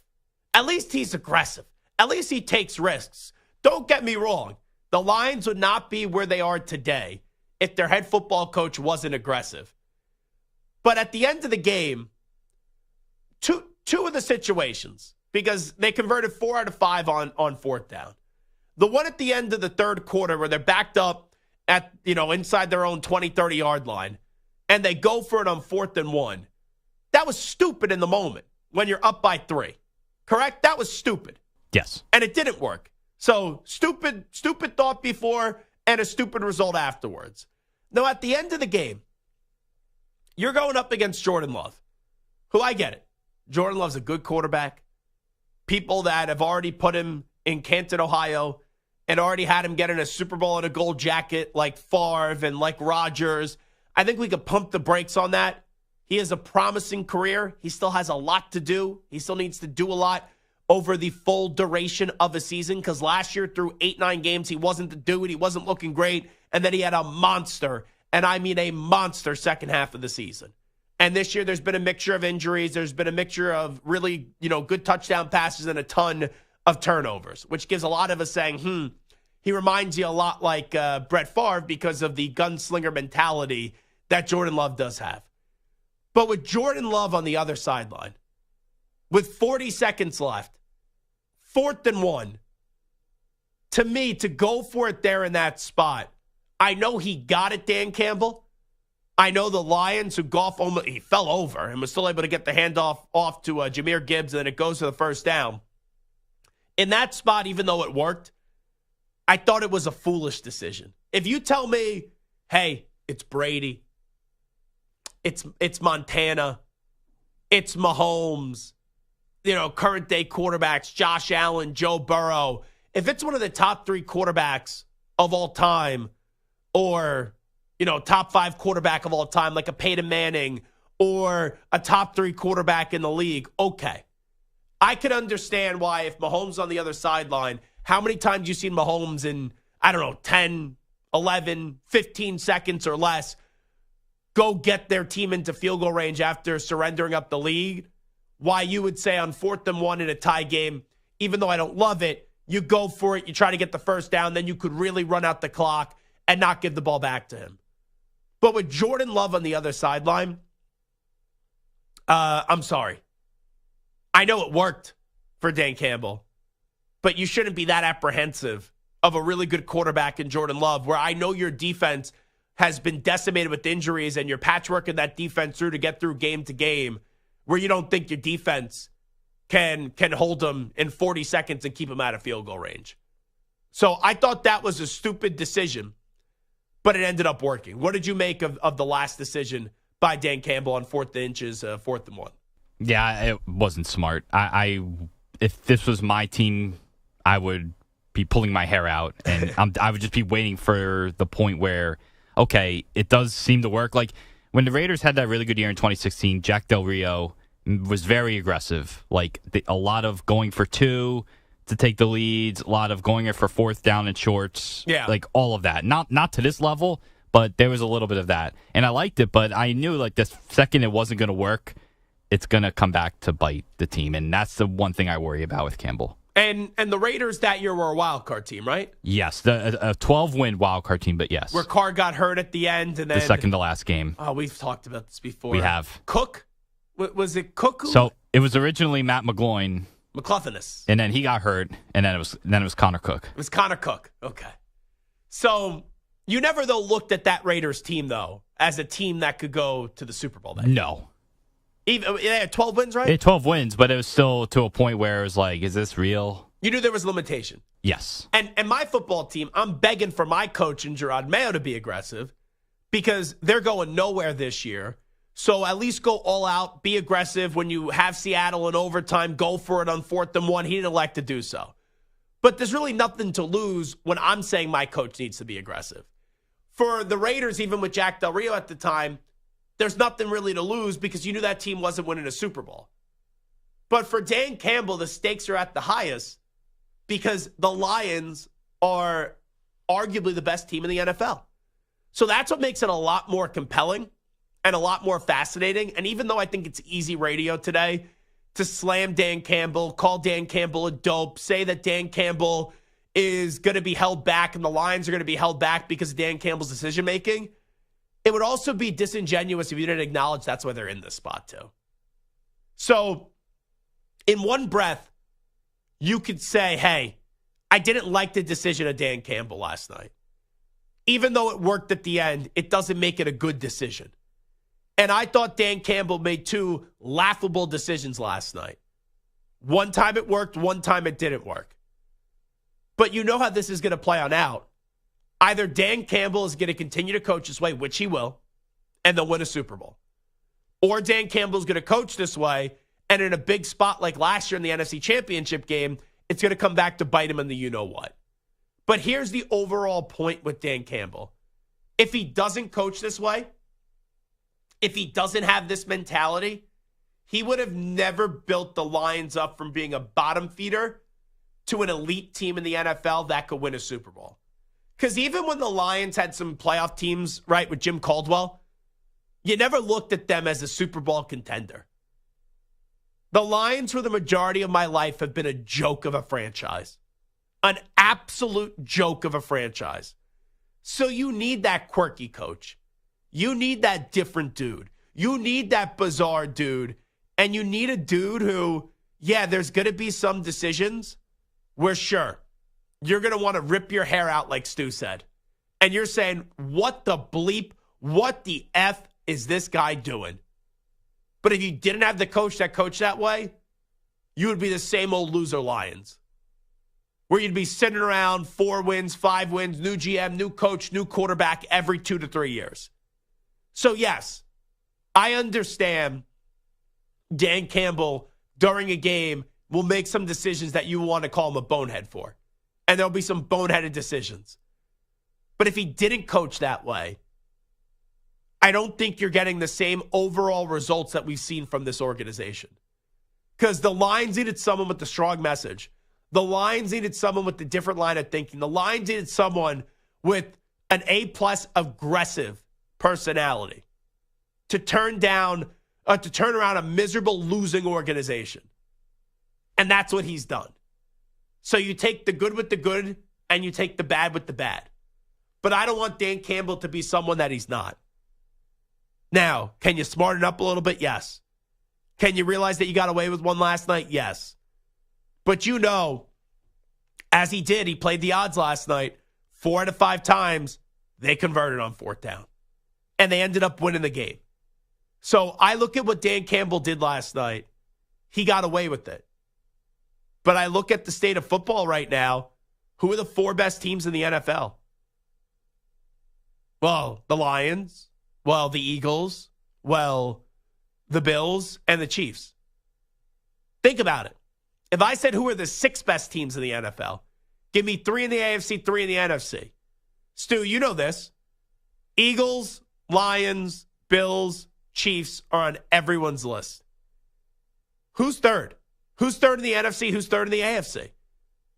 Who would you say right now is the 3rd best team in the NFC? If, forget the order, Lions 1, Eagles 2, or vice versa, doesn't matter. Who's the 3rd best team in the NFC? Yeah, there's a massive gap, but I would still say it's the Packers. You would? Yes. Okay, I would give a different answer. And my answer would be the Minnesota Vikings. Do I feel great about that answer? Am I going to sit here and say, Stu, what football are you watching? Are you an idiot? Are you a moron? Are you a dope? No, I'm not going to say that. There's some answers where Stu would say that yes. I'd be like, Stu, what the heck are you talking about? What are you smoking? Maybe the YouTube chat is right about you and what they say about you all the time. Maybe that's what I would have said. But I look at the 3rd best team in the NFC. Why I think it's Minnesota is because Minnesota, I don't think they're elite. But Minnesota, to me, they're just consistent. Sam Darnold, it's bizarre to say this now, he's just a consistent quarterback. Justin Jefferson, we know, is the best wide receiver in football. They have enough complementary pieces around him with Addison and Jones and Hockenson now back. And then on defense, they got a wonderful defense under Brian Flores. So I look at all 3 phases. I just trust the 3 phases of the Minnesota Vikings, where if you looked at the other teams that could be in the running in the NFC, the Commanders are good, but just making the playoffs is an accomplishment for them. Whoever wins the NFC South, just making the playoffs is an accomplishment for them. We'll see who prevails out of the NFC West. If the Rams get in, I think they can be dangerous. I don't know if they'll be there. If the Cardinals get in, heck, that's basically their Super Bowl, just making the postseason. Seahawks are a good team. Do I trust Geno Smith in a big spot? No, I don't. So I really do feel as if that conversation does come down to the Vikings and the Packers on who's the 3rd best team in the NFC. And for the Packers, do I think there's a higher ceiling for the Packers? Yes. But am I confident that they're going to reach that higher ceiling with the quarterback who's been inconsistent and a defense that right out of the gate last night on the first drive didn't show up and the Lions just marched right down the field?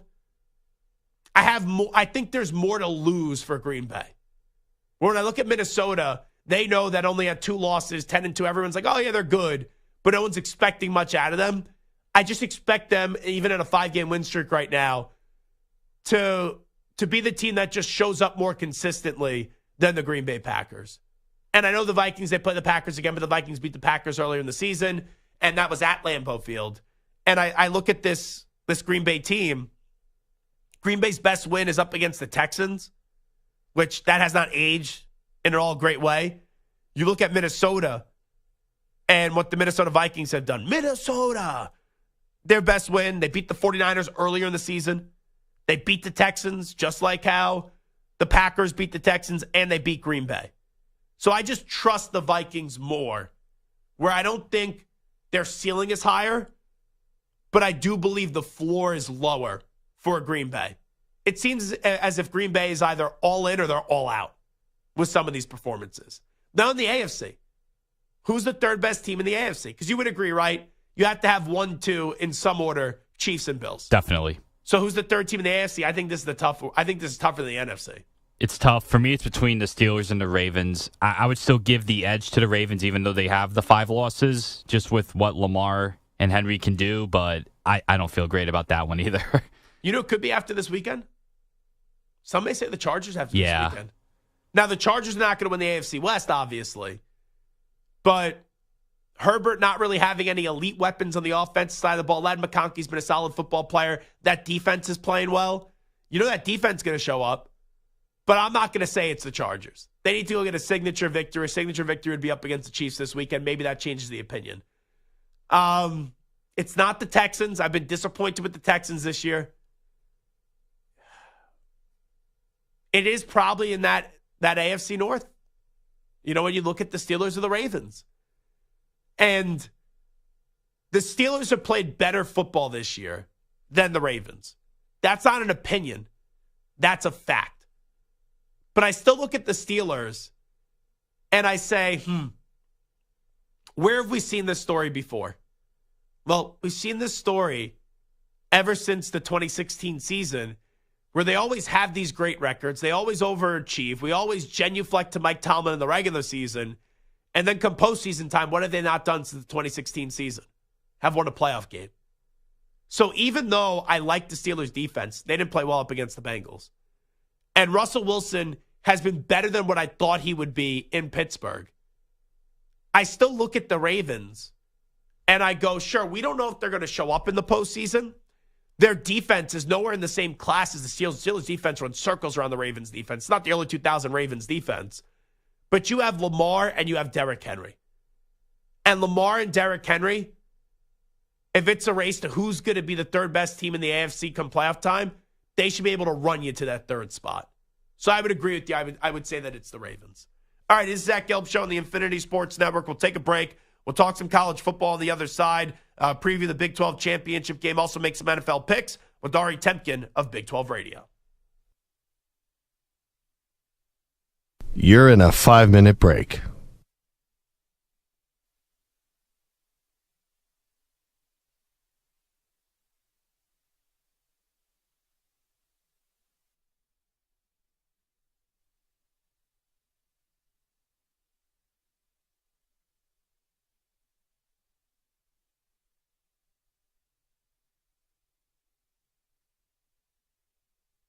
Four minutes, 30 seconds remaining.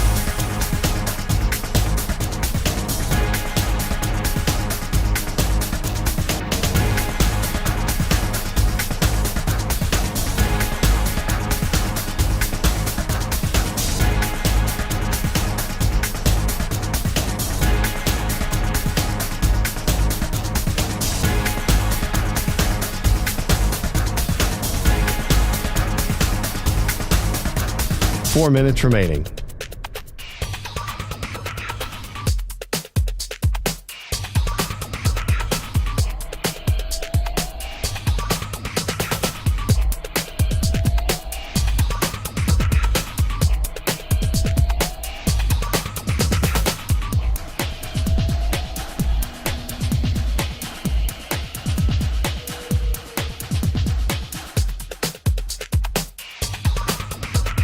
Three minutes, 30 seconds remaining.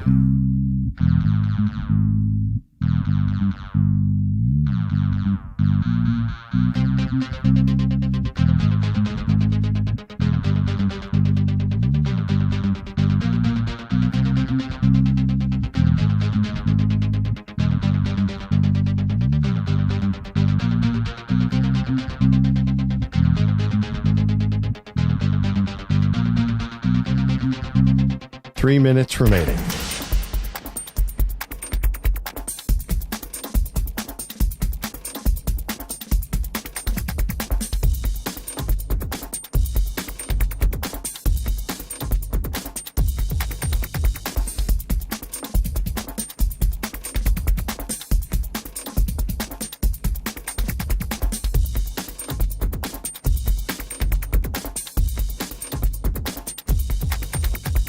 Two minutes, 30 seconds remaining.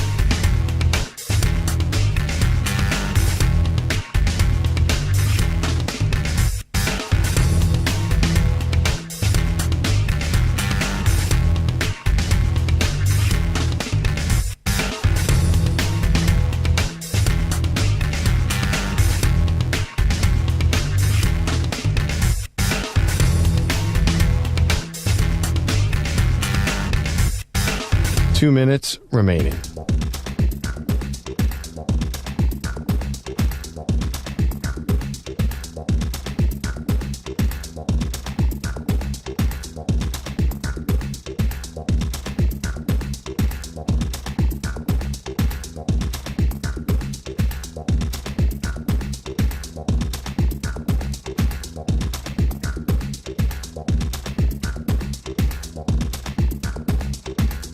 One minute, 30 seconds remaining.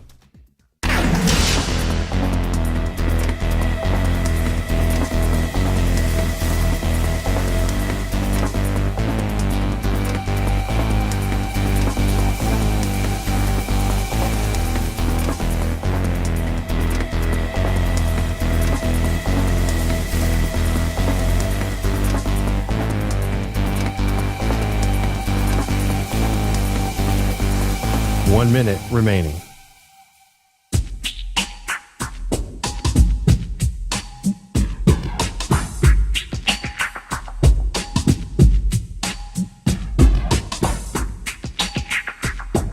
Forty-five seconds remaining.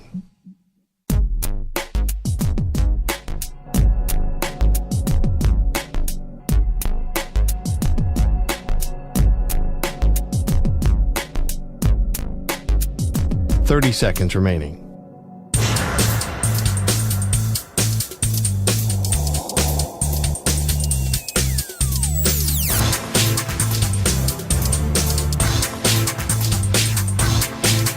Fifteen seconds.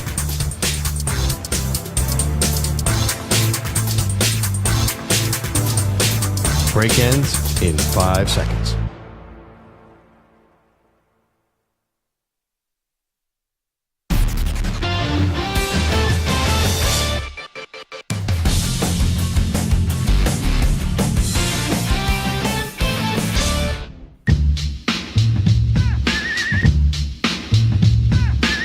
Welcome back to the Zach Gelb Show. Let me tell you, this could be the coolest backdrop we've ever had for a guest. And this is not like a Zoom background. Joining us live from Jerry's World right now, Ari Temkin of Big 12 Radio, Big 12 championship game, Iowa State, Arizona State. We will talk some Big 12 football, also look around the conference championship weekend slate of games, and then we'll do some NFL picks with Ari, who's kind enough to join us right now. How you been, my friend? I'm great, Zach. How are you? Long time no talk. Well, yeah, I appreciate you coming on. So I can't wait for the Big 12 championship game. I've had a soft spot for the Big 12 all throughout the year, and I feel as if they've been disrespected at times in the national landscape. But give me a thought here, Iowa State, Arizona State. How do you see this one playing on out coming up tomorrow afternoon? Yeah, I mean, just to echo your sentiment, I completely agree. And as somebody that's covered this league for as long as I have, I mean, you literally have an example of teams moving up from the American Athletic Conference, Cincinnati, Houston, UCF. UCF absolutely dominated the American Athletic Conference for a long time. They lost like 2 home games in like a 10-year stretch. And they come into the Big 12, they're an average team. And yet now the Big 12 is in position to potentially lose out on on a bye to Boise State, who, look, with all due respect to Boise State, it's a good program. It's been very consistent. But again, the step up from the Mountain West to the Big 12 is substantial. The step up from the American Athletic Conference to the Big 12 is substantial. And yet the way that the committee is viewing that step is not commensurate with the reality of the situation. So I would say that the Big 12 is a lot closer to the ACC, the Big 10, and the SEC than they're getting credit for. As for this game tomorrow, it's going to be fantastic. These are two very similar teams.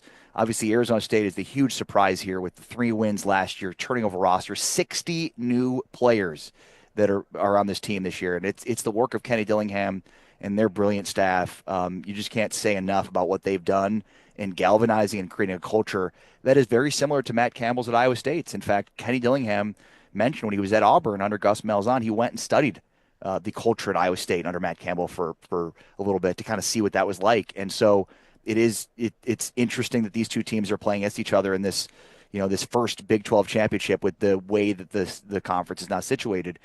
The big thing for me is, Iowa State, this was a team that was kind of expected to be here preseason, way more so than Arizona State was. Arizona State without Jordan Tyson, who's emerged as a big-time weapon, especially on third down for Arizona State. Arizona State wants to run the football. Their passing game has evolved, but I think without Jordan Tyson and with the defense as strong as it is for Iowa State, I do like Iowa State to win this game. And I just think they're the more experienced team. They're kind of on schedule in terms of being here, whereas Arizona State seems to be a little bit ahead of schedule. It's kind of funny in the name, image, and likeness era. A coach like Kenny Dillingham, if this wasn't around, you'd be like, okay, what job is he going to get in a few weeks at a bigger program, especially with the young hotshot coach and the success that he's had in this year. Now with NIL and how you could get a lot of players your way, and you see him like through every press conference after a big win, hounding people to go donate to the collective. How likely do you think it is that Dillingham stays for a few years here with Arizona State? Yeah, very likely. In fact, I'd be shocked if he left. I mean, he went to Arizona State. He grew up in the area. It really is an incredible stroke of luck for Arizona State to have this guy at 34 years old who has the commitment to the university because, again, he went there and is from the area. So, yeah, I mean, I think given what you just mentioned, you probably have a lot of coaches that at 34 would be looking for, the next great opportunity, whatever the big opportunity is going to be. And it's just a very unique circumstance that in luck, I mean, quite frankly, that Arizona State, it was in position to not only hire this guy and smarts to hire him. I mean, to hire a 33-year-old coach and they hired him without much in terms of credentials for a program that had been, the book on Arizona State and Michael Crow was they were not committed to athletics. They were not going to be spending money. They were, divesting. And it's like night and day what the last year has been like for this athletic department in this program where they bring in Graham Rossini as the athletic director, after basically 7 months of not having an interim AD and, you're like, who's this guy? Whoa. And it's incredible. Now, I mean, Bobby Hurley has the basketball program off to a 7-1 start. And then obviously what they're doing in football, it's incredible. And yeah, it would be shocking to me if Kenny Dillingham left, again, considering his history and his love of that area. Ari Temkin here with us from Big 12 Radio. He's live on the field right now at Jerry's World for the site of the Big 12 championship game tomorrow. Matt Campbell was such a hot name. And then a few years ago, they didn't win the Big 12 when they were supposed to win it. He had that horrible quote, hey, that was your guys' expectation, not our program's expectation. And here he is, very quietly right back in the fold. How about what Campbell's been able to do at Iowa State this year with Rocco Becht as quarterback? Yeah, I mean, look, he is one of the best coaches in America. And we talk about luck with Arizona State. I mean, Iowa State is lucky to have found a guy like Matt Campbell who is committed to Iowa State and has gotten overtures. I mean, he turned down an opportunity to interview for the Jets years ago, which is just insane to think about. And I don't think he's going anywhere. He did fall out of favor, but that was always weird to me because it's like he didn't suddenly forget how to coach. It's just they just lost talent. And at a program like Iowa State, very developmental program, you're not Georgia or Alabama where you're just going to be in a Big 12 championship game and then resurface the next year at a Big 12 championship game because you're constantly have an insane amount of talent. I mean, they've got some talent certainly, but it's a developmental program. But the quarterback position has been a game changer for them. I mean, Brock Purdy has really ushered in a new era of offense for Iowa State and the success that he's had. A guy like Rocco Becht, who, is fairly highly recruited, obviously has the NFL lineage, but he saw the success that Brock Purdy had. He wanted to be a part of that. He came to Iowa State. There was luck involved in him even getting the starting job last year because of, the gambling fiasco that happened at Iowa State. That their presumptive starter last year got embroiled in, so it thrust him into a situation. Last year they lost a game early in the season to Ohio, and Rocco Becht in his first 3 starts was not good, and he was just reluctant. He was just not pulling the trigger, and it was like after that game a light switched and flipped, and he was totally different. Like he just became the quarterback that we now see. And when Matt Campbell's had really good teams here historically, and I mean Matt Campbell is literally rewriting the history books for Iowa State football. It's the first 10-win season they've ever had. They're trying to win a conference championship for the first time in 112 years tomorrow when it was the Missouri Valley Conference, right? So Iowa State football historically has just not been good at all, and there's not much history here. When Campbell had been good, it's, ground and pound. They Breece Hall, David Montgomery, really good feature running backs with great defenses under, the very incredible defensive coordinator John Haycock, who's revolutionized defenses across college football with his 3-3-5.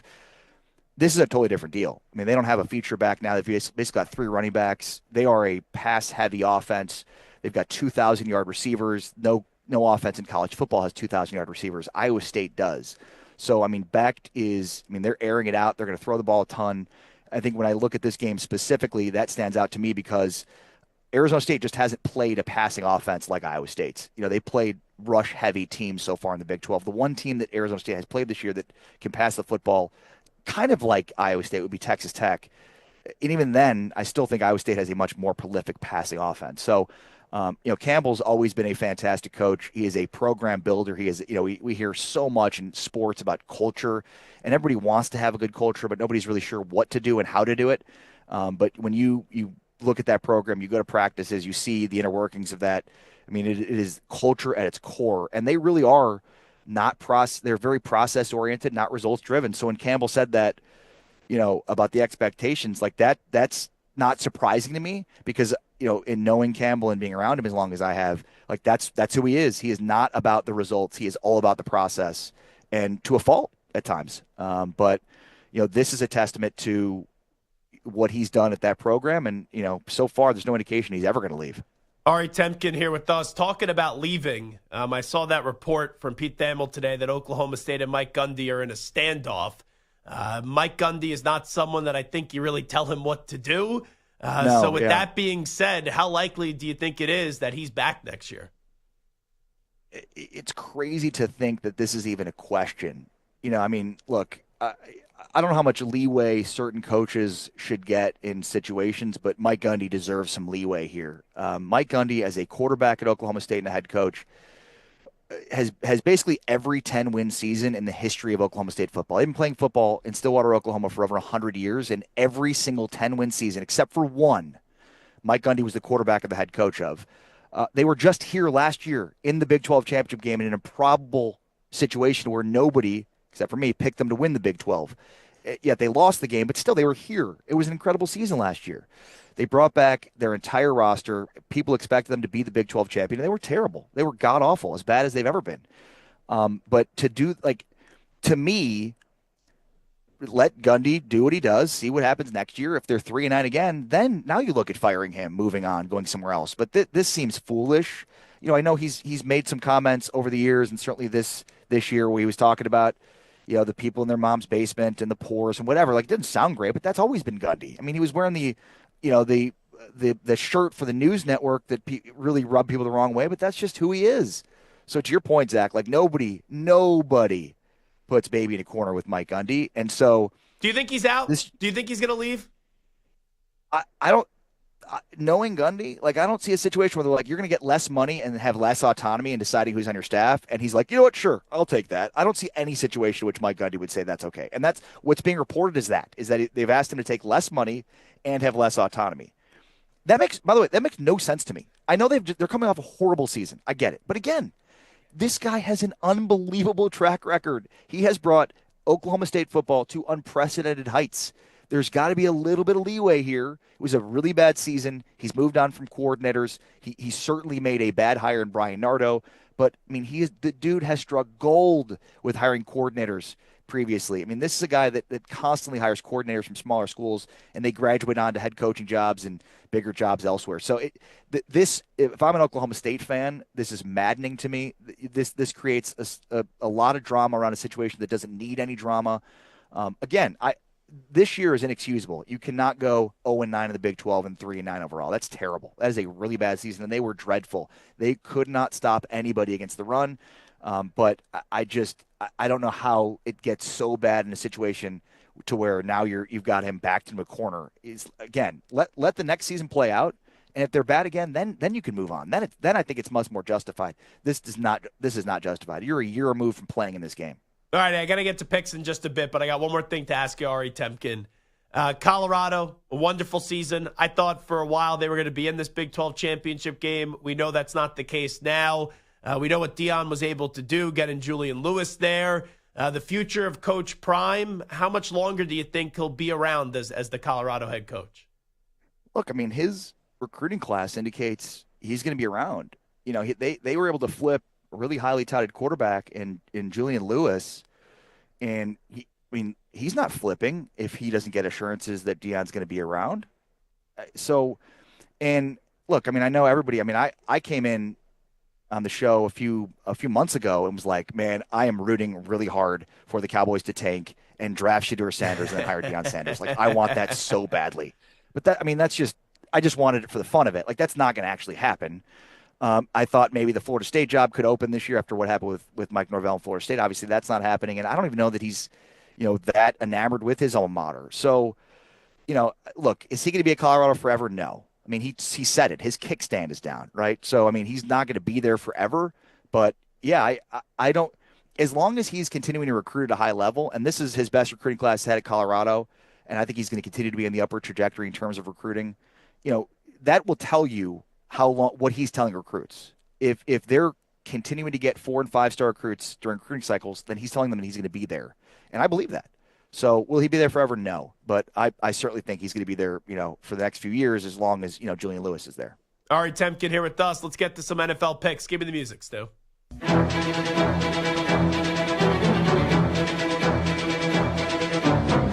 It's time for NFL picks on the Zach Gelb Show. All righty, Ari, we'll quickly breeze through this. Give me your first pick this weekend against the spread. Who you looking at? Who do you got?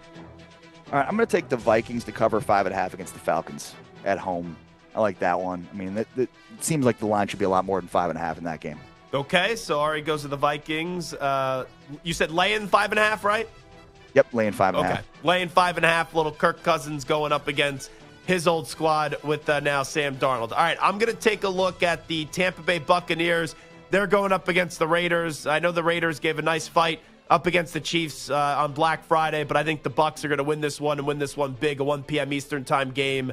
Give me Tampa laying 6.5 points. Your next pick? I'm going to go with the home dog, the cross-country travel. I'm taking the Rams to cover 3.5 points at home against Buffalo. Again, that East Coast, West Coast travel is difficult. I think the Rams have not been playing as well as their talent indicates they should. And, so I like the home dog there, 3.5 points for the Rams. I'm going to actually go with an upset this week. And I think this team could win the game outright. You also get the boost of an interim coach. And the 49ers are as banged up could be.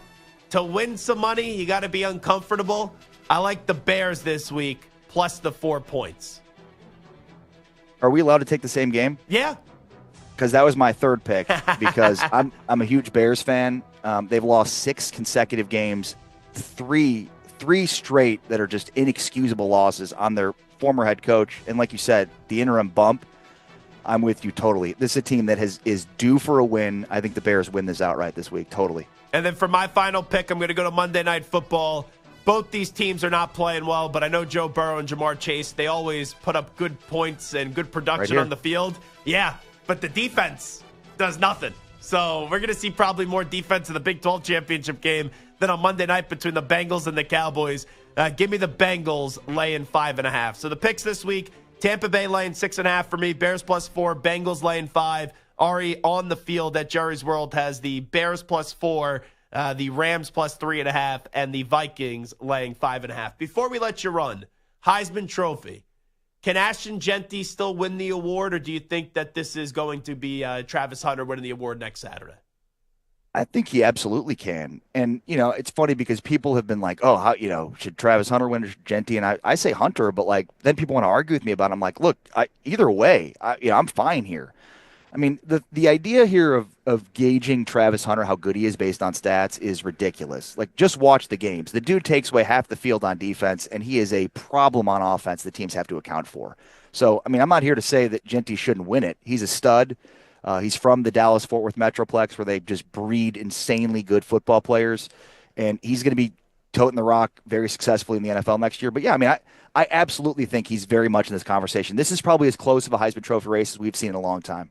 Yeah, and you know what? I've been a big supporter of Genty. We're on in Boise. I've also loved watching Travis Hunter and Coach Prime and Colorado and Shedeur and what they've been able to do.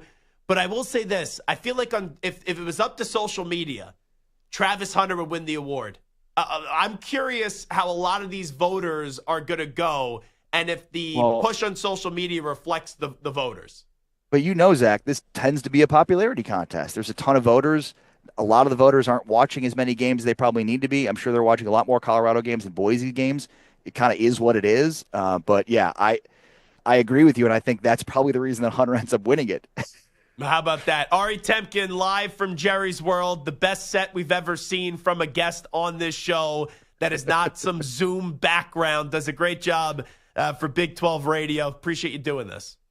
Absolutely, Zach. Thanks for asking, man. Be well. Take care. You got it. Thanks so much. Unbelievable job there by Ari Temkin joining us. Big 12 championship game coming up tomorrow. We'll take a timeout. We got a news brief to get to next. First, we have an update. Here's Zach.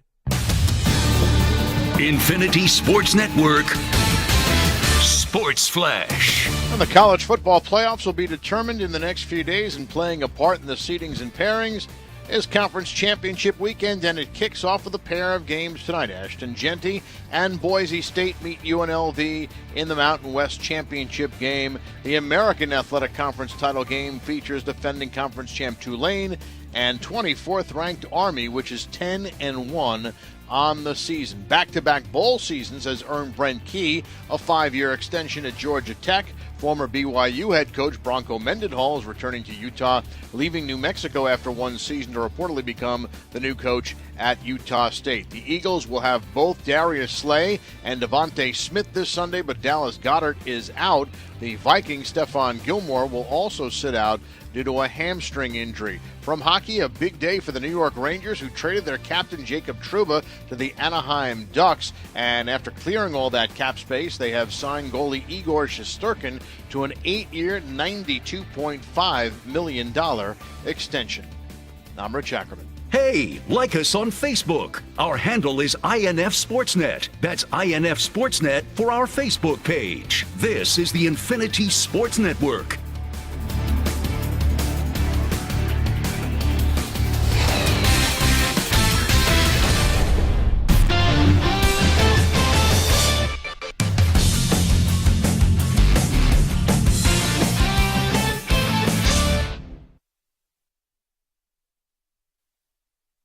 You're in a 5-minute break.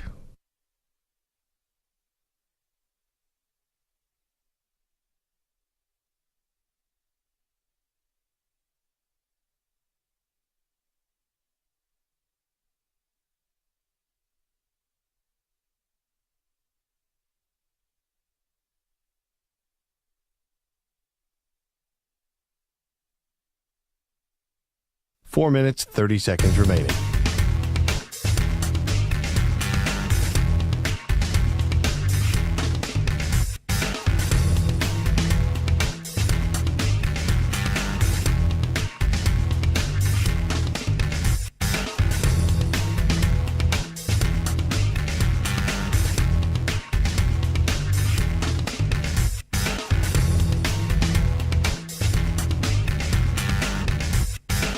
Four minutes remaining.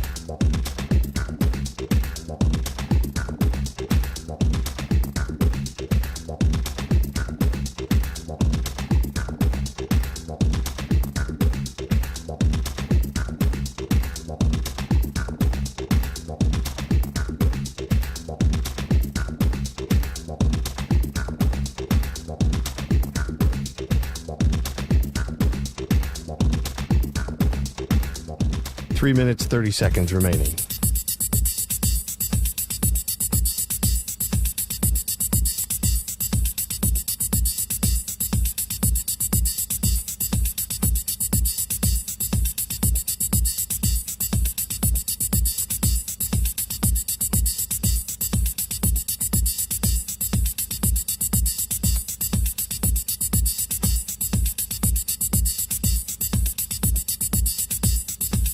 Three minutes remaining.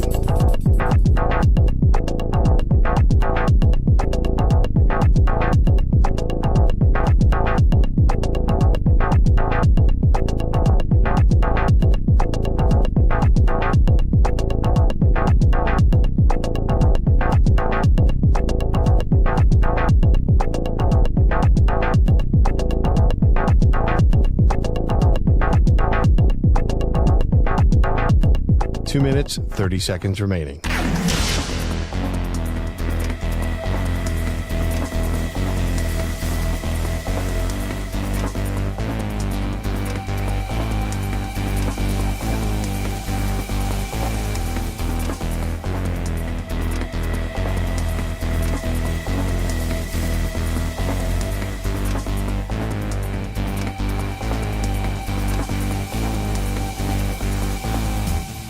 2 minutes remaining.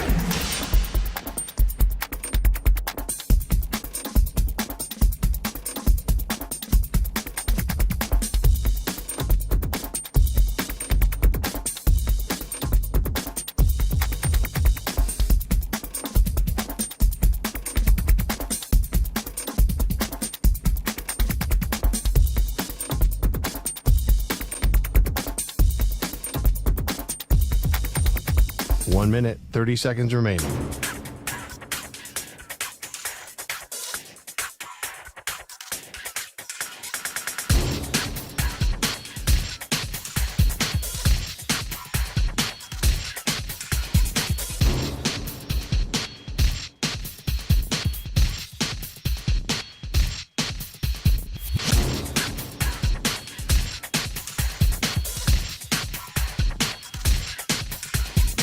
One minute remaining.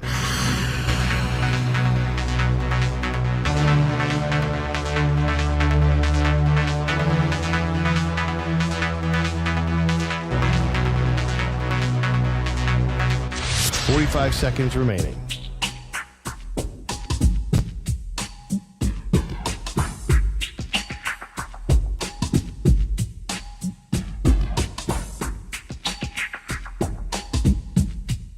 Thirty seconds remaining.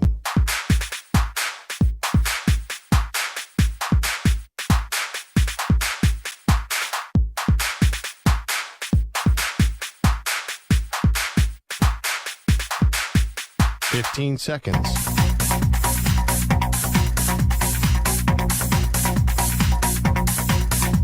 Break ends in 5 seconds.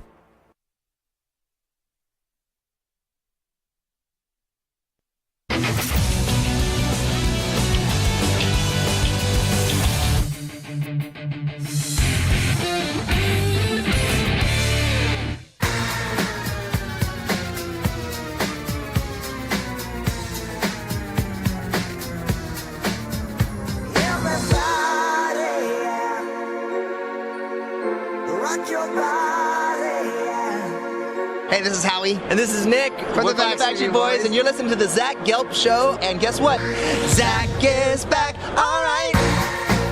He's live. He's nationwide. This is the Zach Gelb Show. Oh, my God, we're back again. Alrighty, it's time to answer Ask the Pros question of the day. It's brought to you by O'Reilly Auto Parts. Bella B in Calgary says, Zach, are you a re-gifter? Very appropriate question this time of the year.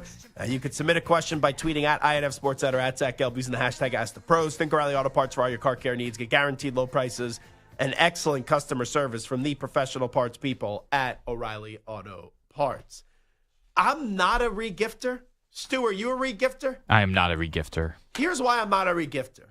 First off, I think it's a little cheap if someone gives you a gift and you actually care, because I only give gifts to people I care about. So if I actually care about you, I'm not going to give you a gift that I got, number one. Number two, I would be so paranoid about the person that gave me the gift finding out that I gave the gift to someone else, especially if there's like a mutual connection. For example, if I got some crappy gift and I go, oh, I'm going to give it to Stu, but the crappy gift, I don't know, was sent to me by Samter, there's a chance Stu could walk in having no clue it's regifted, and then Samter goes, oh, I got Zach that. And then you're saying, oh, Zach didn't really get me the gift. And then Samter's thinking, oh, Zach just gave away my gift. So I would be very fearful of that potentially happening. So that's why I don't re-gift things. One, because I think it's cheap. And two, because I don't want someone to know that I gave their gift away. If I just don't like your gift, I'm never going to tell you I don't like your gift. I think that's one of the rudest things someone could do. And I've seen it before happen in my family, where someone gives a gift, they're like, oh, I don't like it. Like, put a smile on your face, say you like it, shut up, all right? And then when you get home in the comfort of your own home, stash the gift away. And then when the people come over, you wear the gift or you have the gift out. So they actually think you like the gift. It's not that tough. But sometimes people just like to be difficult. Let's get to a news brief.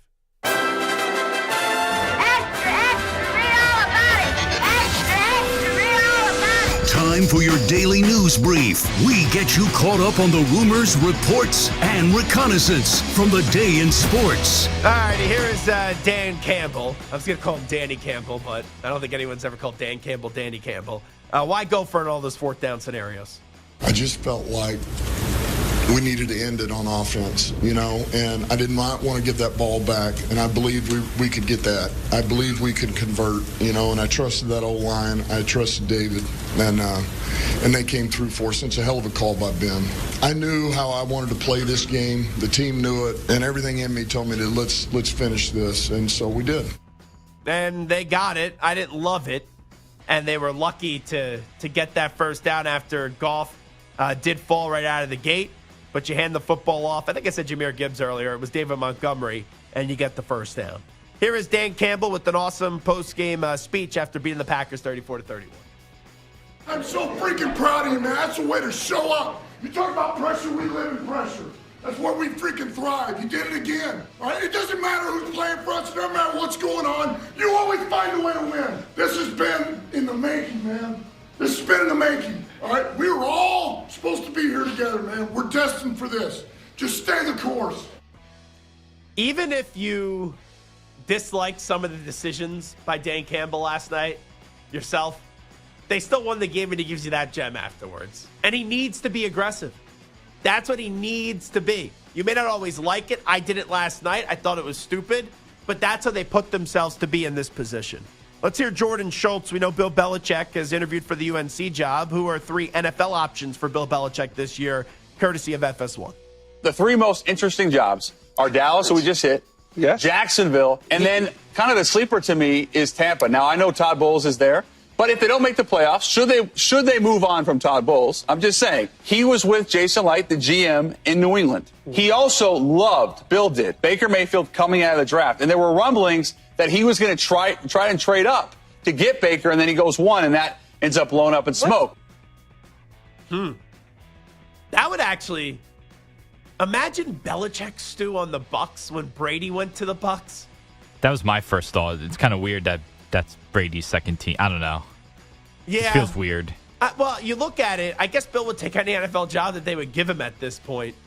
So I still think it's going to be Jacksonville. If it's not Jacksonville, it's Dallas. But maybe the Bucs are a team.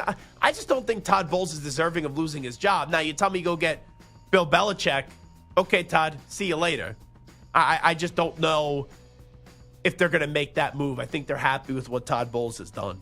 Let's go to Rich Cimini, Flight Deck Podcast. Would Mike Vrabel be interested in the JTS, Jets? Many people assume that Vrabel wouldn't even consider the Jets because what's he going to do? He's going to call up one of his mentors, Bill Belichick, and ask him his opinion of the Jets. And we know what Belichick's going to say. He's going to trash the Jets and say, don't take that job if it's offered. But I've talked to people who know Vrabel, and he has told friends that he would consider the Jets as a possibility as long as he likes the GM that they pick. So he says he doesn't care what Belichick thinks. He'll judge the situation based on its own merit.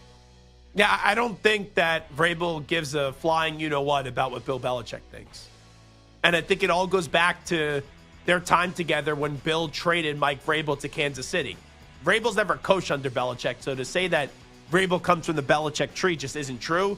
And that's why it wouldn't surprise me whatsoever if Vrabel now, which I wouldn't have thought at the time when the Jet job became open, would end up taking the Jet job. Let's go to John Lynch. He was on KNBR on this idea that Kyle Shanahan could get traded. That's been floated out there. Maybe he gets traded to the Chicago Bears. I've found the whole discussion on Kyle and some of the stuff rather comical. I mean, we have won 4 of the last 5 division championships. We've been in 2 Super Bowls. Look, the standard here is to win championships, and we've fallen short of that. I understand, but we have an excellent head coach, and the fact people are talking about stuff like that, I do find it comical. We're 100% behind Kyle and what he brings to our organization. Yeah, the only way that he's not coaching the 49ers next year is if he doesn't want to be. I'd be surprised if they got rid of Kyle Shanahan this year. All right, let's go to Urban Meyer on the Triple Option Podcast on Ryan Day and all this hot seat talk surrounding the Ohio State Buckeyes coach, who, by the way, if you haven't heard, lost to Michigan 4 straight years. It's uncomfortable to hear the fired word, and it's uncomfortable to hear about pressure, but it's also reality that you're compensated very, very well. You get all the resources. You're expected to be the very best at what you do in the country. If you're a coach, a running back coach, you better be the very best. If not, you're going to have to answer to me and say why. Because there's a lot of places out here, Mark, it's really not that important. You don't have to be the best. There's 120 schools. You don't have to be the best tailback. Yeah. You be good, you're fine. You go eat your dinner and you go home for vacation and all that. At Ohio State's of the world, you don't. If you don't like that, go pay your taxes, be a good person, but leave here. Can you actually give your opinion on that?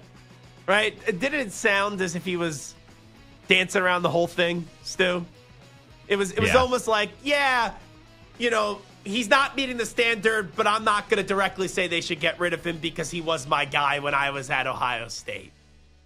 And then you release a statement that you're not interested. But if they actually called you and said, would you coach, I think you would be interested.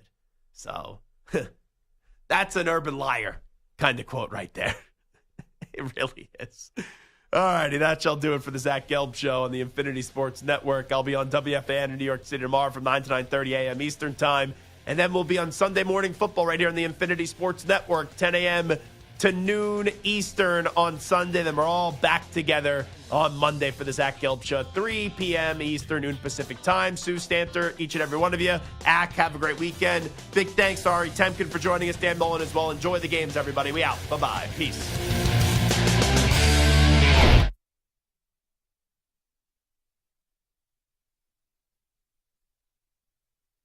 You're in a 5-minute break.